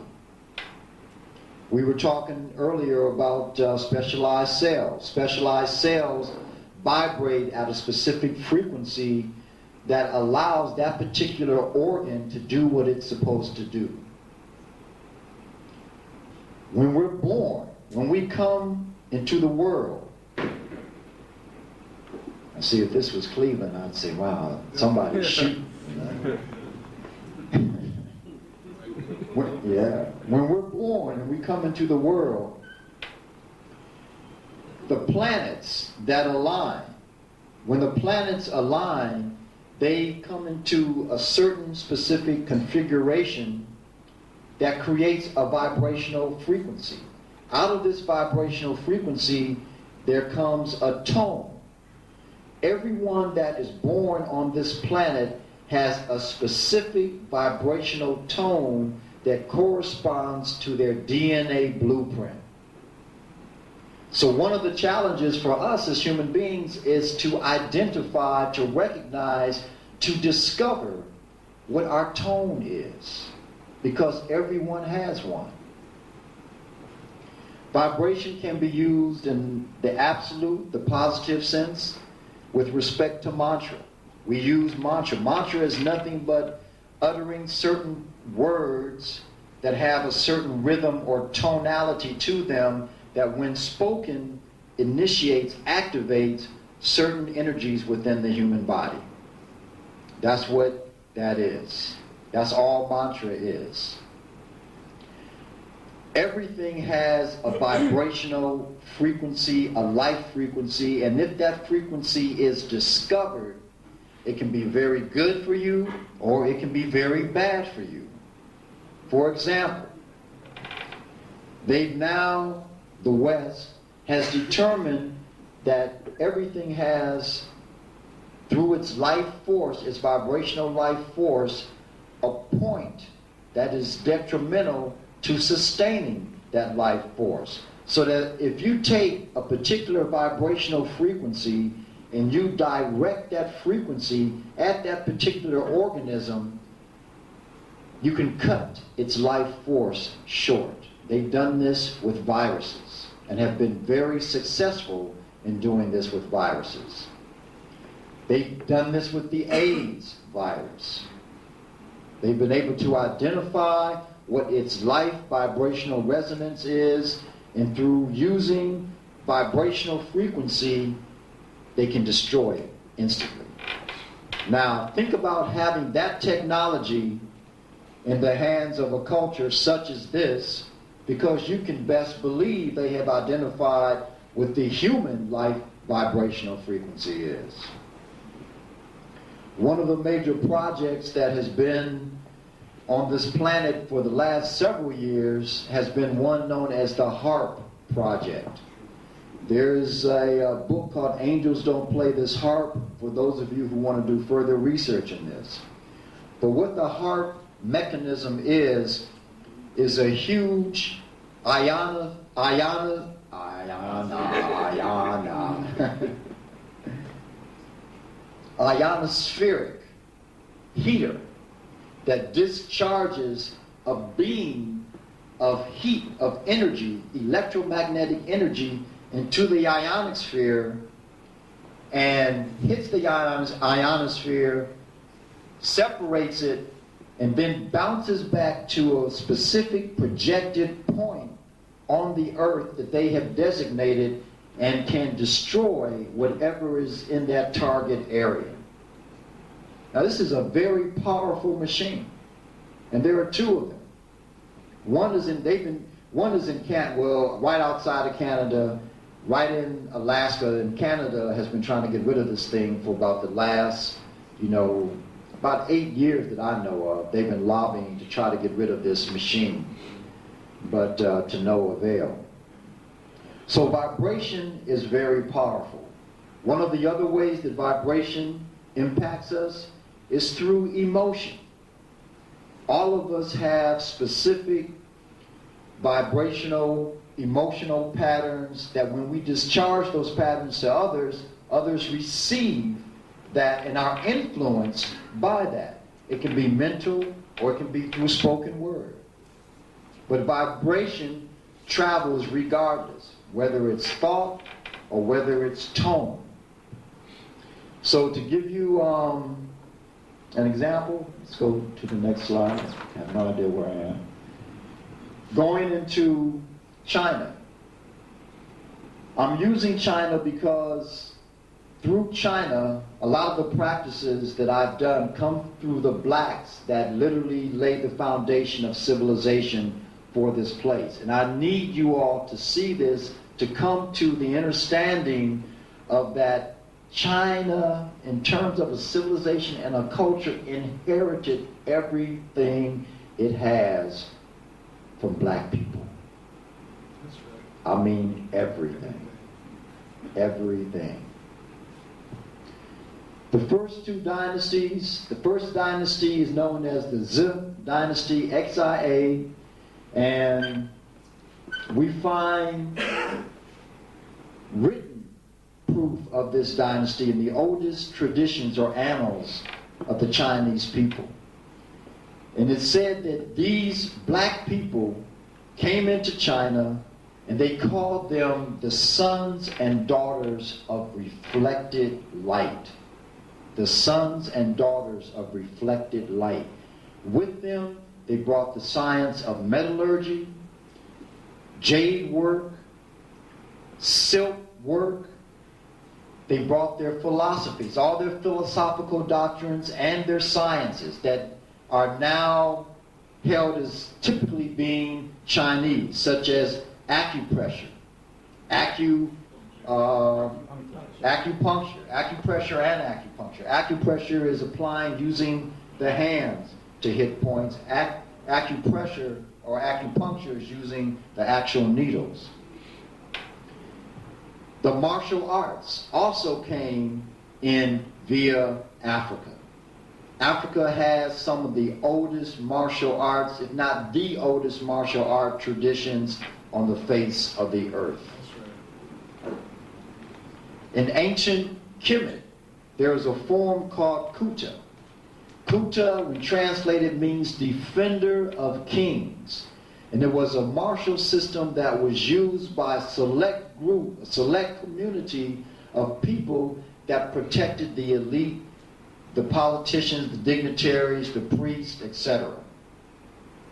We find this later moving up into Western Asia, where it takes root in the civilization of Akkad and was practiced by the Akkadians, who are also or group, community of black people.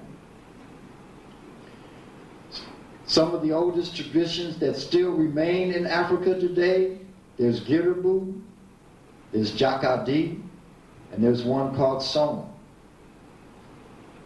These martial arts systems went in or carried over into what was called the New World, into Brazil, where they laid the foundation for a martial art known as capoeira. It's the combination of those three martial art forms coming out of Africa that laid the foundation for that fighting style. So we introduced everything that we typically identify as Chinese. This, I'm going to run through a series of slides just so that you can look at the images, so you can get an idea of the physiognomy, the face, the facial features.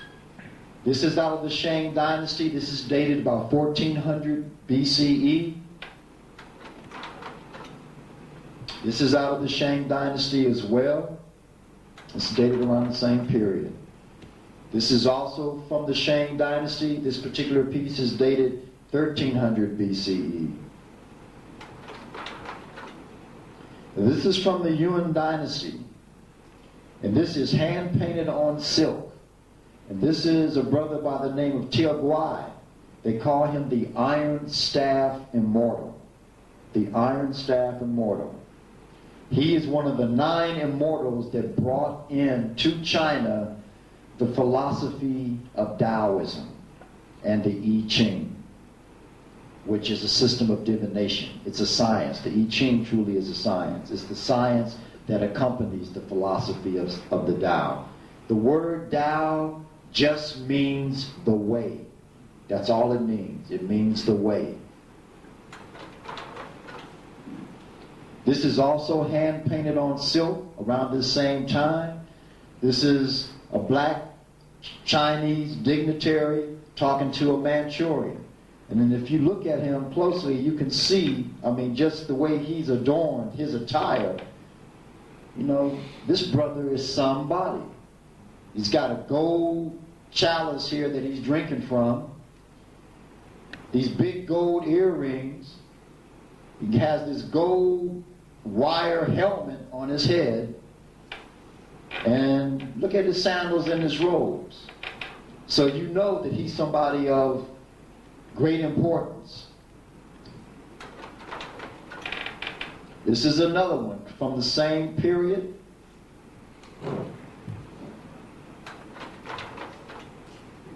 The writing system that we now identify in China came from this writing style.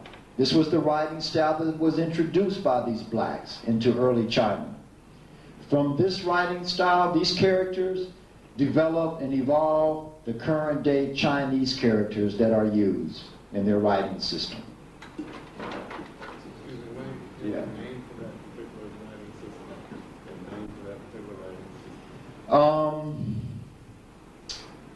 I've never come across it. It's not like you have cuneiform and the hieroglyphics. I haven't come across that, but it's very similar to the cuneiform. Bronze work. The bronze techniques that they have used were based on what is known as the lost wax method. We find this method, really no one has been able to get to the level of metallurgy that the Shang did.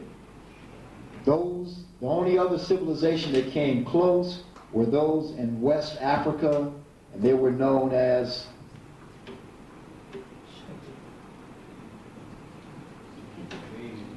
who? Say it?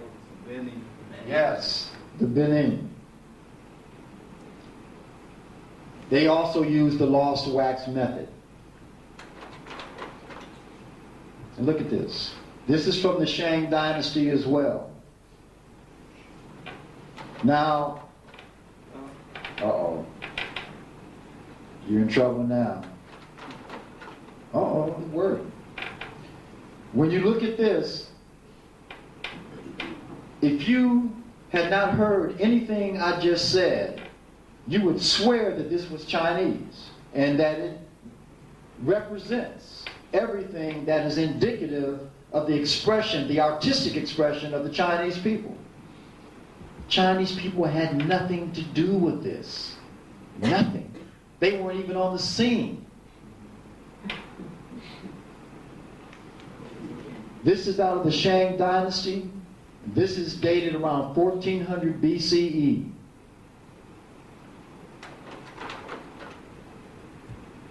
This too. All of the style and presence that we now identify as being Chinese was given to them by us. Their philosophy, the Tao and the I Ching. You can literally trace the origin of the I Ching out of China, going into Western Asia where it was called the Tablet of Destiny, out of Western Asia into Africa where it's embedded in the system of divination known as Ifa. You can literally trace it.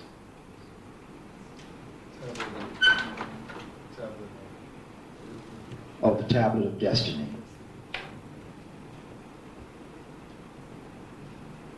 When we look at our bodies, as I said earlier, our bodies are an array of different, or patterns of different vibrational frequencies that run starting from here all the way through, down, connecting into the feet. You see the various lines. Each line carries a specific vibrational frequency or resonance and connects to specific organs.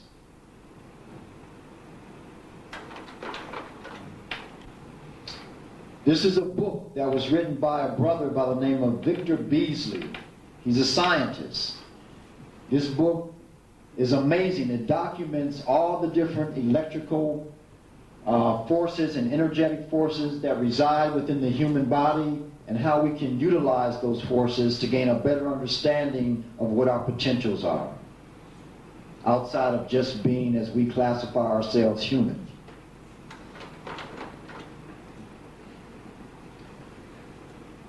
This is a body that is showing the internal organs. Every organ in our body corresponds to a specific emotion. Each one corresponds to a specific emotion. So the lungs correspond to despair, sadness. The kidneys correspond to like fear. The liver corresponds to anger. So when you come in contact with people that are discharging that energy, putting that type of energy upon you, that vibrational frequency from that specific emotion penetrates your being and is drawn to the particular organ that it resonates with. So if you're always under stress, and this is one of the things that I talk about, this is like looking at the kidneys. If you're always under stress, like most of us are, or many of us are, I don't want to generalize, but I think most of us are. You look at the nature of that. So most of us are in a state, because stress or being in survival mode, most of us have had run-ins with survival mode at some time or another if we're not in survival mode now. Now what does that create? When you're in survival mode, what energy, what feeling do you walk through the world with? You walk through the world with a feeling of desperation. You are always moving with desperation. Desperation will generate fear. Fear connects to and is incited by two glands that you have in your head that are called the amygdala. The amygdala registers fear, which in turn will send that very emotion into the organic receptacle that is the kidney. The kidney will house that fear, and upon the top of the kidney sits the adrenal glands. Now, the adrenals control your flight or fight dynamic. They are the mechanism for that, which means that if you are in a constant state of stress, a constant state of fear, a constant state of desperation, then your adrenal glands are always working, pumping adrenaline into your body, keeping your body in a state of constant, consistent, perpetual anxiety. Which means that the whole process of degeneration has sped up in your body 100-fold, and that you're living to die. That's just fear. We won't even deal with what anger does. 'Cause I don't want to send you all home depressed. When you go around and you're feeling angry, you talk about burning up from the inside. And see, anger resides in the liver. And the liver is literally the chemical laboratory for your body. Now, the thing with the kidneys is that the kidney energetically is the receptacle for all of your sexual energy. Sexual energy is stored in the kidneys. So if you have weak kidneys, your sexual gene, your sexual juice, your sexual chi, your sexual energy will become less and less. Your desire to want to have sex will become less and less. Your ability, if you're doing higher, more elevated, evolved practices, will become less and less. So the emotions and the corresponding organs to those emotions, it is very imperative that we keep our bodies healthy internally. Now, let me read something very quickly here, just so that you get kind of an understanding of where I'm going with this. There was a scientist by the name of Greg Braden. Now what he did, he ran an experiment, and he took 28 researchers, and then he took some DNA that he got from placenta, which placenta is said to have the most pristine form of DNA available. They took that and put it into 28 different Petri cups and attached with electrodes to these different 28 researchers that were trained to create or give specific emotional responses. So they were trained to be able to lock in and project love. They were trained to be able to lock in and project hate. They were trained to be able to lock in and project anger. And then to see how the DNA in these various cups would respond. And this is what happened. What they found was that the DNA changed its shape according to the feelings of the researchers. 1. When the researchers felt gratitude, love, and appreciation, the DNA responded by relaxing, and the strands unwound. The length of the DNA became longer. When the researchers felt anger, fear, frustration, the DNA responded by tightening up. It became shorter and switched off. Many of our DNA codes, if you've ever felt shut down by negative emotions, now you know why your body was equally shut down as well.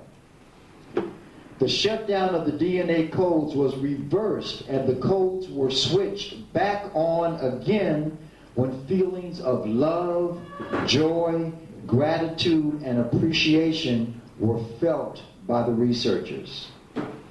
This experiment was later followed up by testing HIV-positive patients.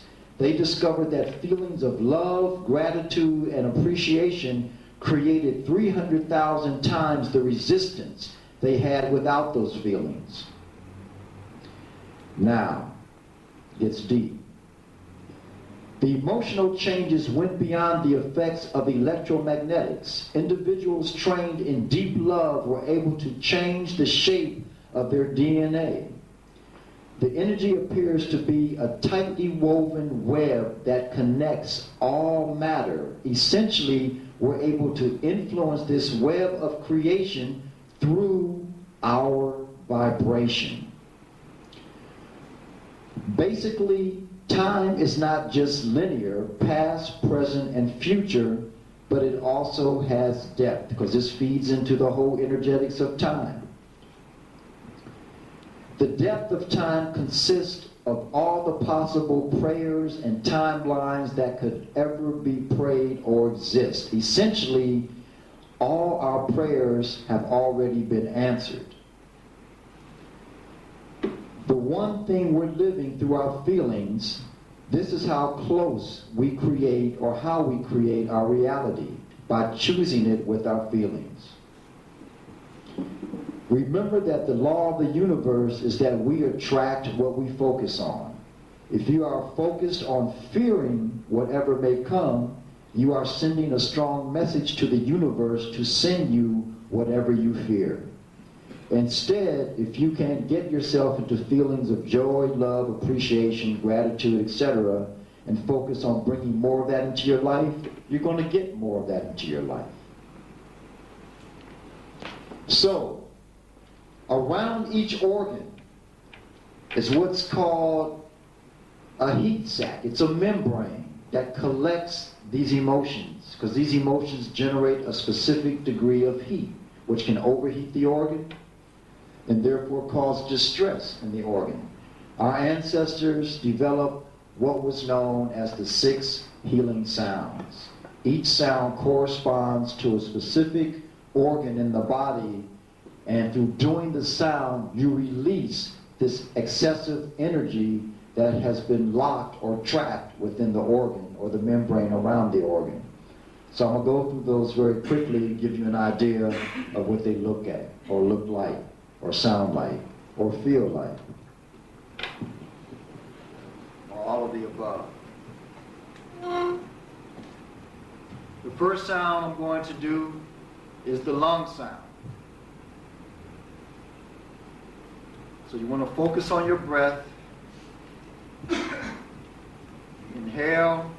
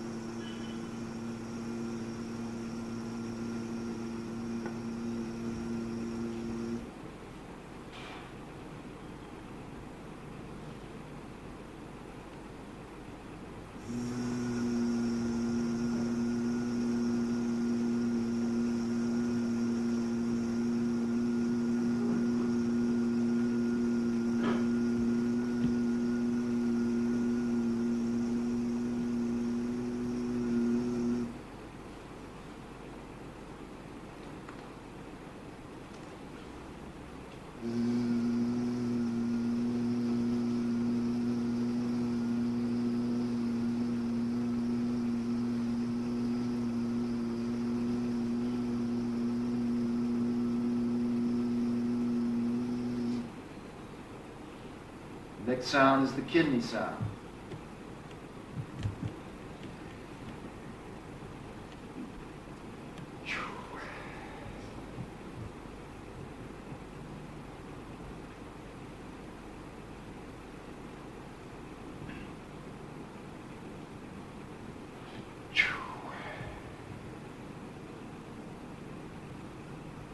Next sound is the liver.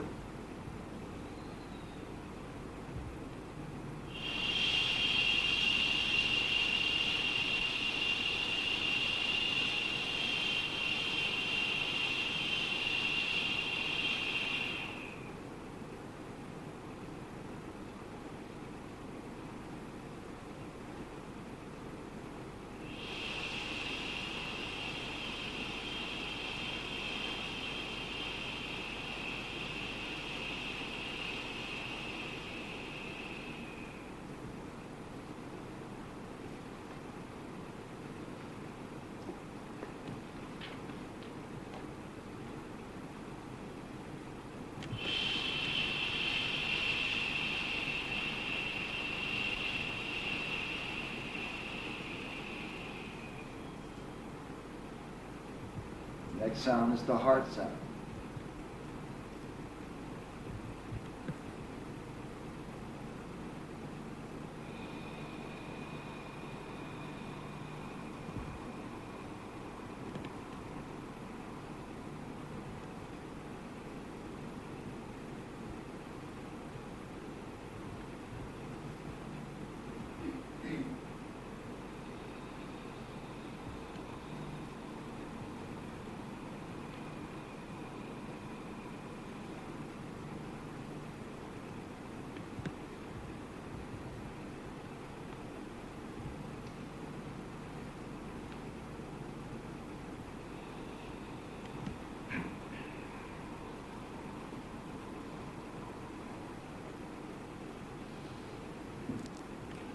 Spleen, pancreas, and stomach.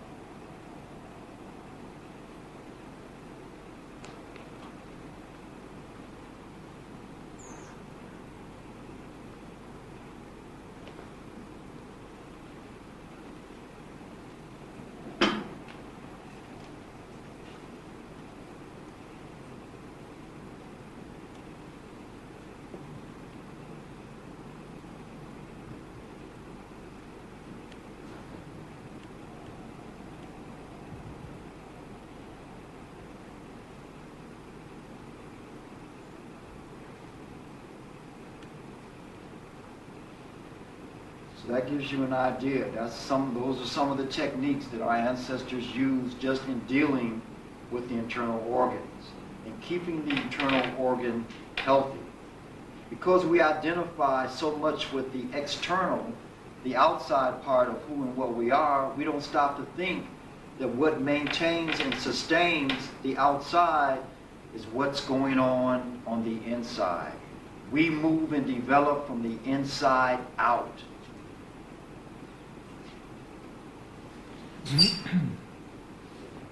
To give you just an idea, a couple of letters that have come from students of mine that I work with.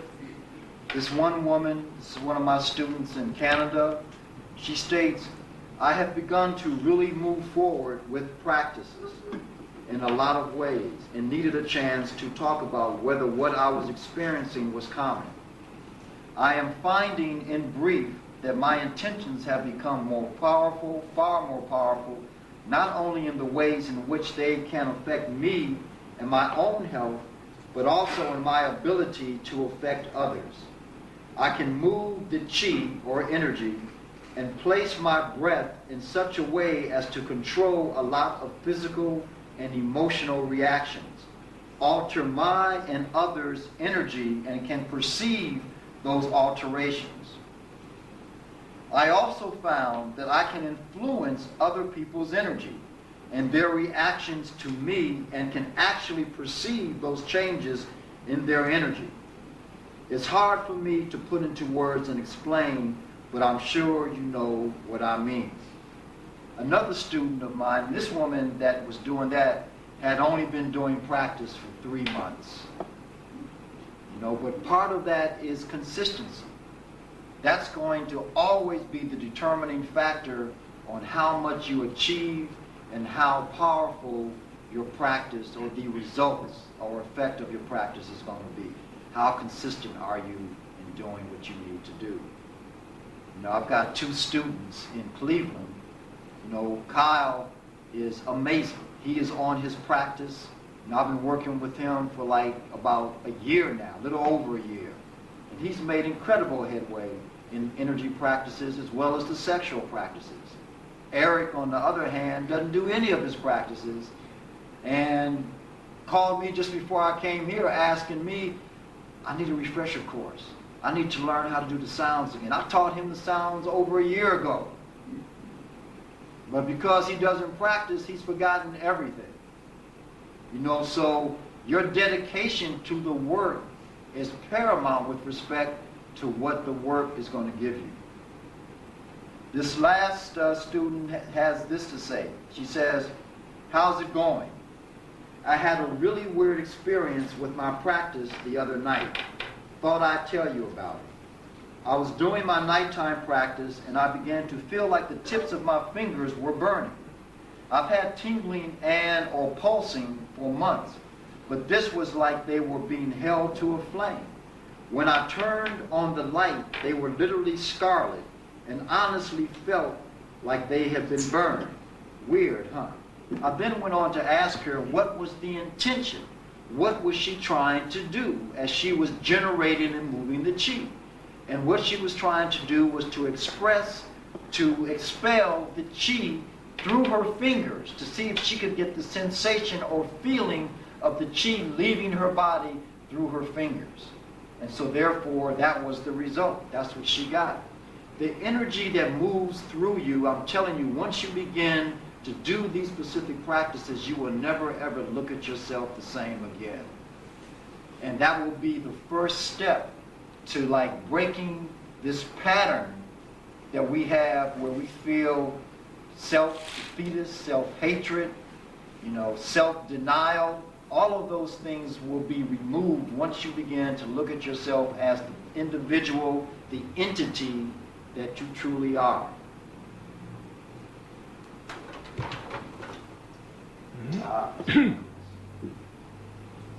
The orbit.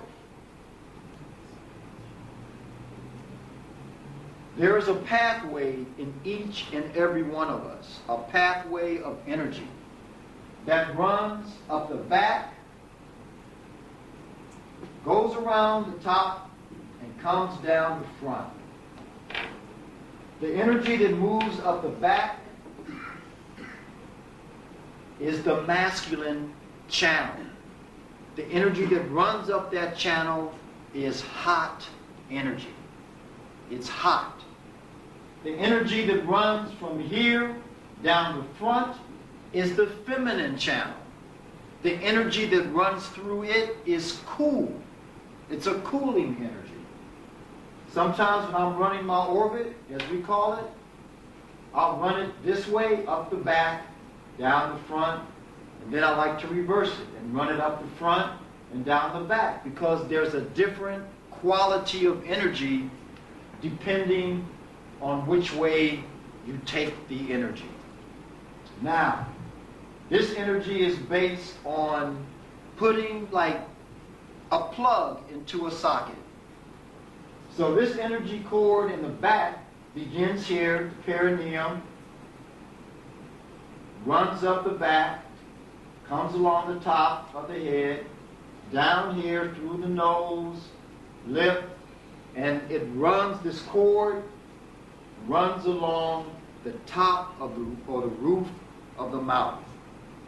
There are 3 points along the roof of the mouth. If you take your tongue right now and put it on the ridge in the very center of your palate, the very center of the roof, you will be able to identify 3 indentations.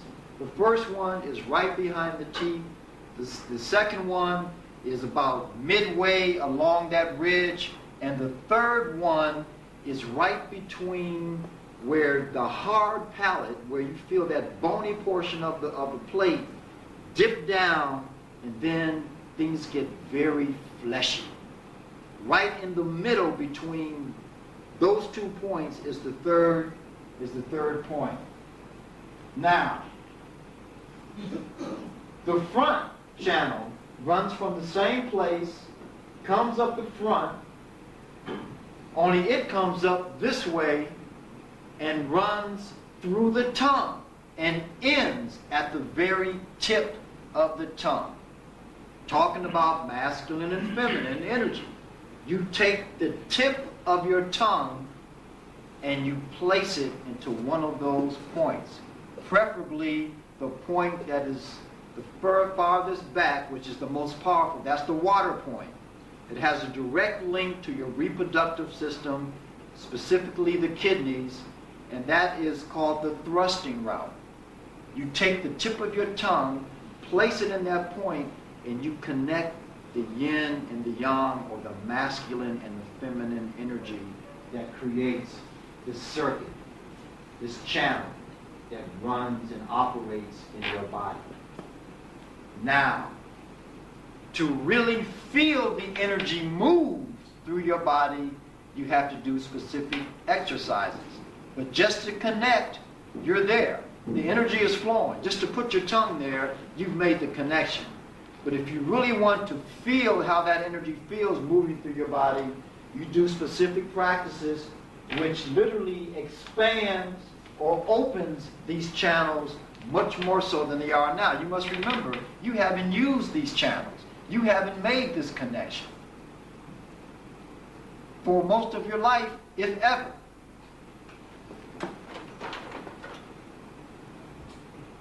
So this is what this looks like.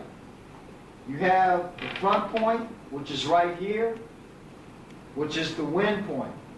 You have the middle point along the palate, right here, which is the fire point, and then the back point, which is between the soft and the hard palate, which is the water point.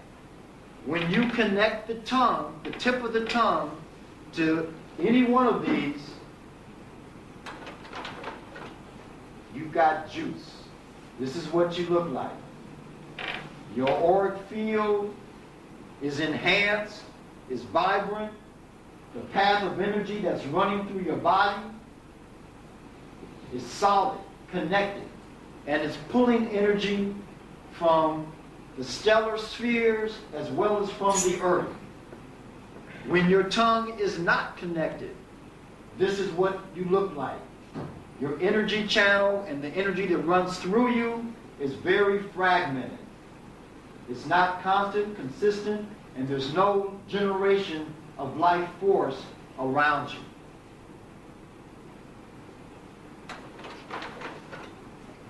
When I'm not talking, sleeping, or eating, my tongue is always connected to one of those points. Always. And for the first couple of years, I didn't come to that, understanding. I would only connect my tongue when I was doing my practices. And one day I asked, one of my teachers is a very powerful brother by the name of Michael Frost. I've learned a lot from this brother. And one day I went to him and I said, man, do you just connect your tongue when you're just doing your practices?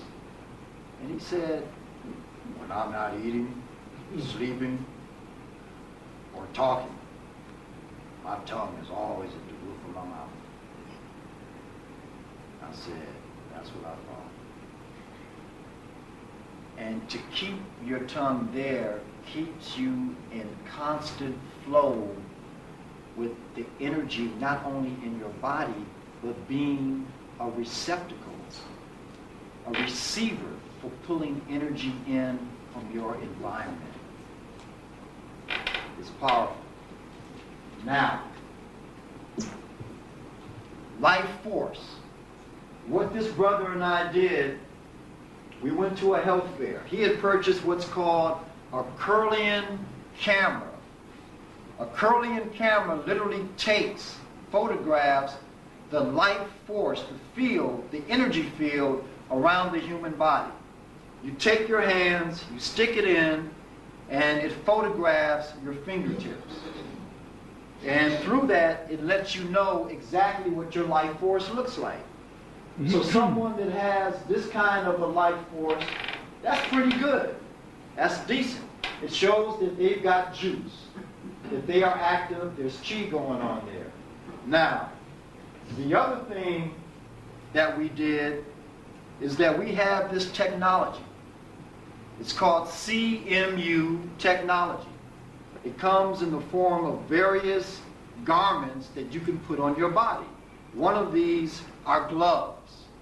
So we had people put on gloves, and these CMU units line up with the different pressure points or energy points on the palms of the hand.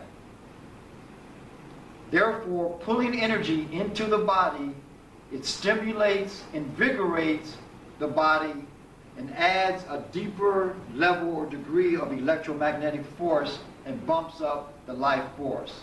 So this is what we got. Now, this woman, when we took the first shot, this is her life force. Now she's got 4 fingers up there. This, you get a partial reading right here. That's it. That's what she's generating. So then we put the gloves on her for 2 minutes. For 2 minutes. That's what we got. One print with the tip. This shows how depleted as human beings we are in our life energy. So then we put the gloves on and we said, you're in bad shape. We let her keep the gloves on for an hour and a half. And that's what we got. An hour and a half wearing the gloves. At least we got some images.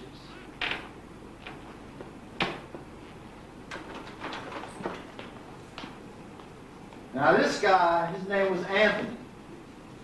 This was his first shot, right here.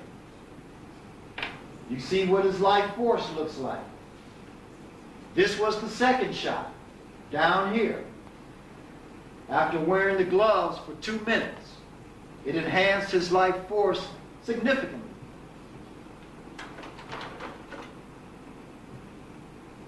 Now, this is a woman named Amy. This shot, she had good juice. She had good life energy to begin with. So this shot here, which was the first, this shot was the second, and then we put the gloves on her for like 5 minutes just to see what was going to happen. This is just 2 minutes with the gloves. So we put the gloves on her for 5 minutes to see how much it would bump up her life force. That's what we got. Increased significantly. See how brilliant that becomes.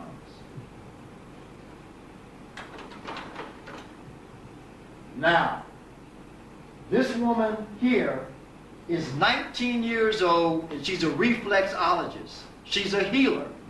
Healers are the sickest people in our community. They are the sickest because healers are always using their own energy to heal everybody else.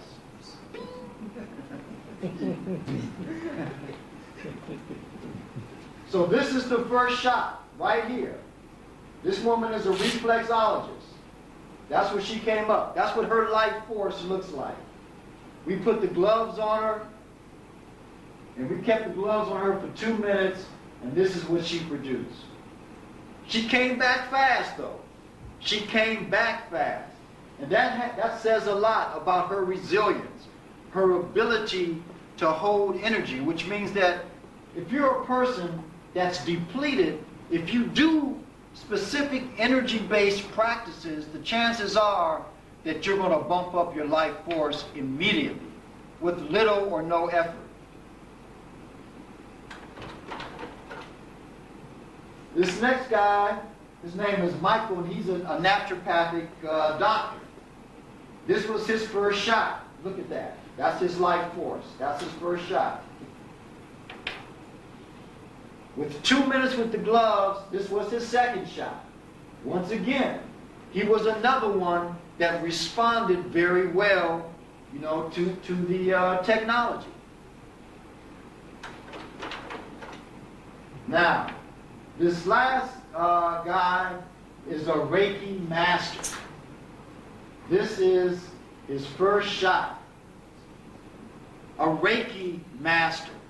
A person that uses energy to heal other people. And this is the kind of juice he has. This is what he's bringing home. With 2 minutes with the gloves. No, 5 minutes with the gloves. This is what he got. That's what it came out to be. So, doing practice, I mean, I can stand here and talk to you and intellectualize about this forever, but it's not about me talking and you just sitting and getting off, listening to me, run my mouth. What I'm trying to convey is that right now, the true path, doorway to liberation begins here with us. If you want to liberate your mind, you must first come into a deeper understanding of who and what you are. And I guarantee you, or your money back, I guarantee you that it will change you forever once you begin to do practices such as these and begin to experience the other dimensions of yourself. This is our history in a holistic perspective. These are our rites of passage in a holistic perspective. This is our birthright. This is what we are supposed to be doing. This is what we should have been doing a long time ago, but we only gave you one piece of the puzzle. This is the rest of the story. Let's go to work and let's change this. Thank you for your time.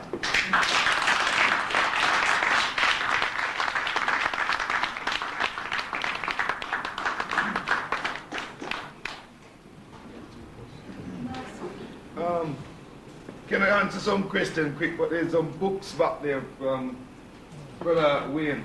If anybody want to buy them and you purchase them, they're £15 at the back there. But you can ask some question quickly while we start some serious.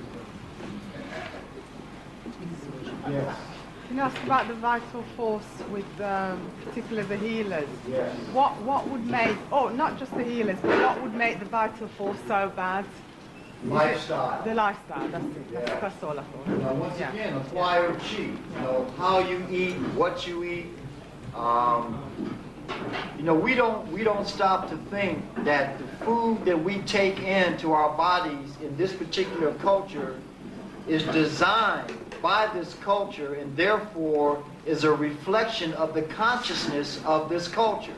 So every time you put a fork full of food in your mouth that's designed and patterned by this culture, you are literally eating the consciousness of this culture, which means it is making you more like it than not like it. And this is a death-based culture. It does not pull you or allow you to gravitate towards life. Its whole purpose and theme is to remove you and take you further away from the principles of life. Any other questions? I got a question. What does CMU stand for?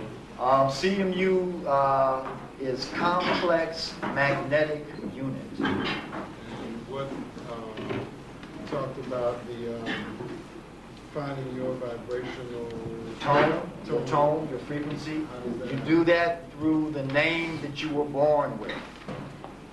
Everybody has a name that you, when you came into the world, gave yourself, which carries all of the specific vibrational patterns that lend themselves to what your mission is, what your lessons are, your karmic lessons as well as your challenges.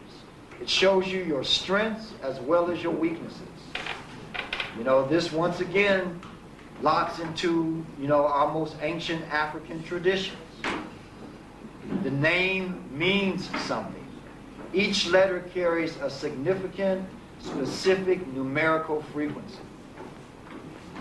What about those who were born outside of that tradition and have essentially European names? Does that still... It holds true because the consciousness knows that it's in that situation. See, we're thinking from here and not thinking from there. When you incarnate into a Western condition, as it were, you are carrying the consciousness of what you need to do. Spirit, soul work knows what it has to do, always. You know what your lessons are. You're the only one that knows what your lessons are. Let us see something going back to the name. Going back to the names and answering your question. No, it's not. Mm-hmm. You said we give ourselves a name when we're incarnated. How do we do that? Telepathy. So the name that we have, is that the name we give ourselves, or is it? Because essentially the name that we have is the name that somebody else gives us. No, you think someone else gives you. You just can't talk and name yourself when you're born.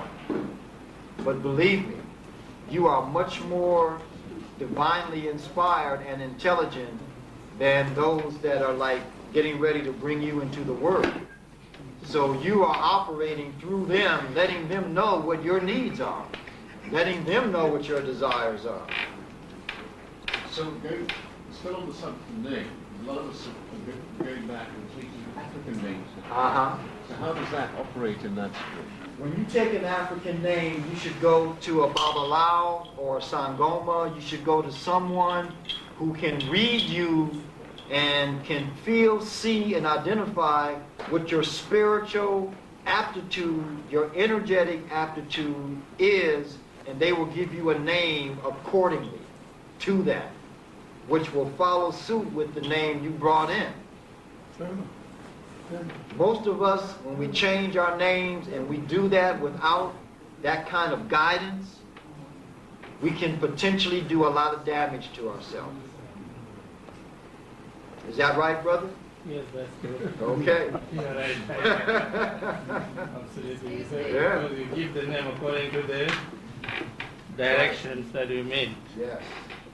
How can you damage yourself? How are you damaging yourself? Just take my word. Just say how. How? You pull in, you have certain life lessons.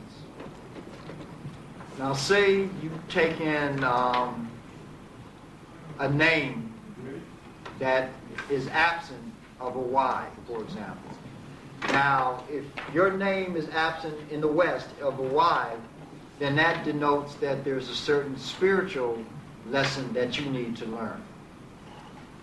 Now, if you take on a name and you don't incorporate that Y into the name that you take on, and you still leave it omitted, then that lesson is still there, and you are still deeply unconscious about the need to learn that particular lesson. Was that clear? You didn't get it?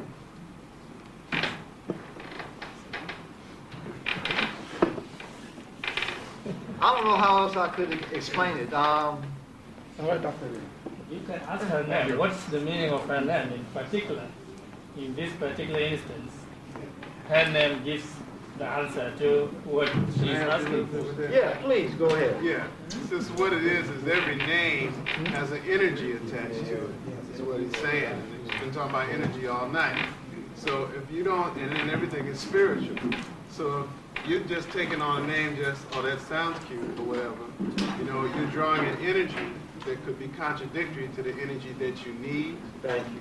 Yeah. including the energy that you already possess. Right. So yeah, every name has got an energy. Every sound it has a vibration. Every name has a vibration. Your whole body has a vibration. We were talking about the thought body earlier. And so you can take on something that's contradictory to the energy that you need to develop and grow into, or the energy that you already possess. So people who actually change their names from European names to African names, they're damaging themselves. I mean, it depends on how you get it, like he said. It's supposed to be a spiritual experience. When you talk about a Sargoma, that's a spiritual individual in the African village. Or there has to be some spiritual individual that looks upon your spirit, and based on this connection that exists between you, that person, and the universe, it comes forth what name is appropriate. And then once you get into that name, you begin to shape and grow and develop in the body of that name, because it has an energy with it.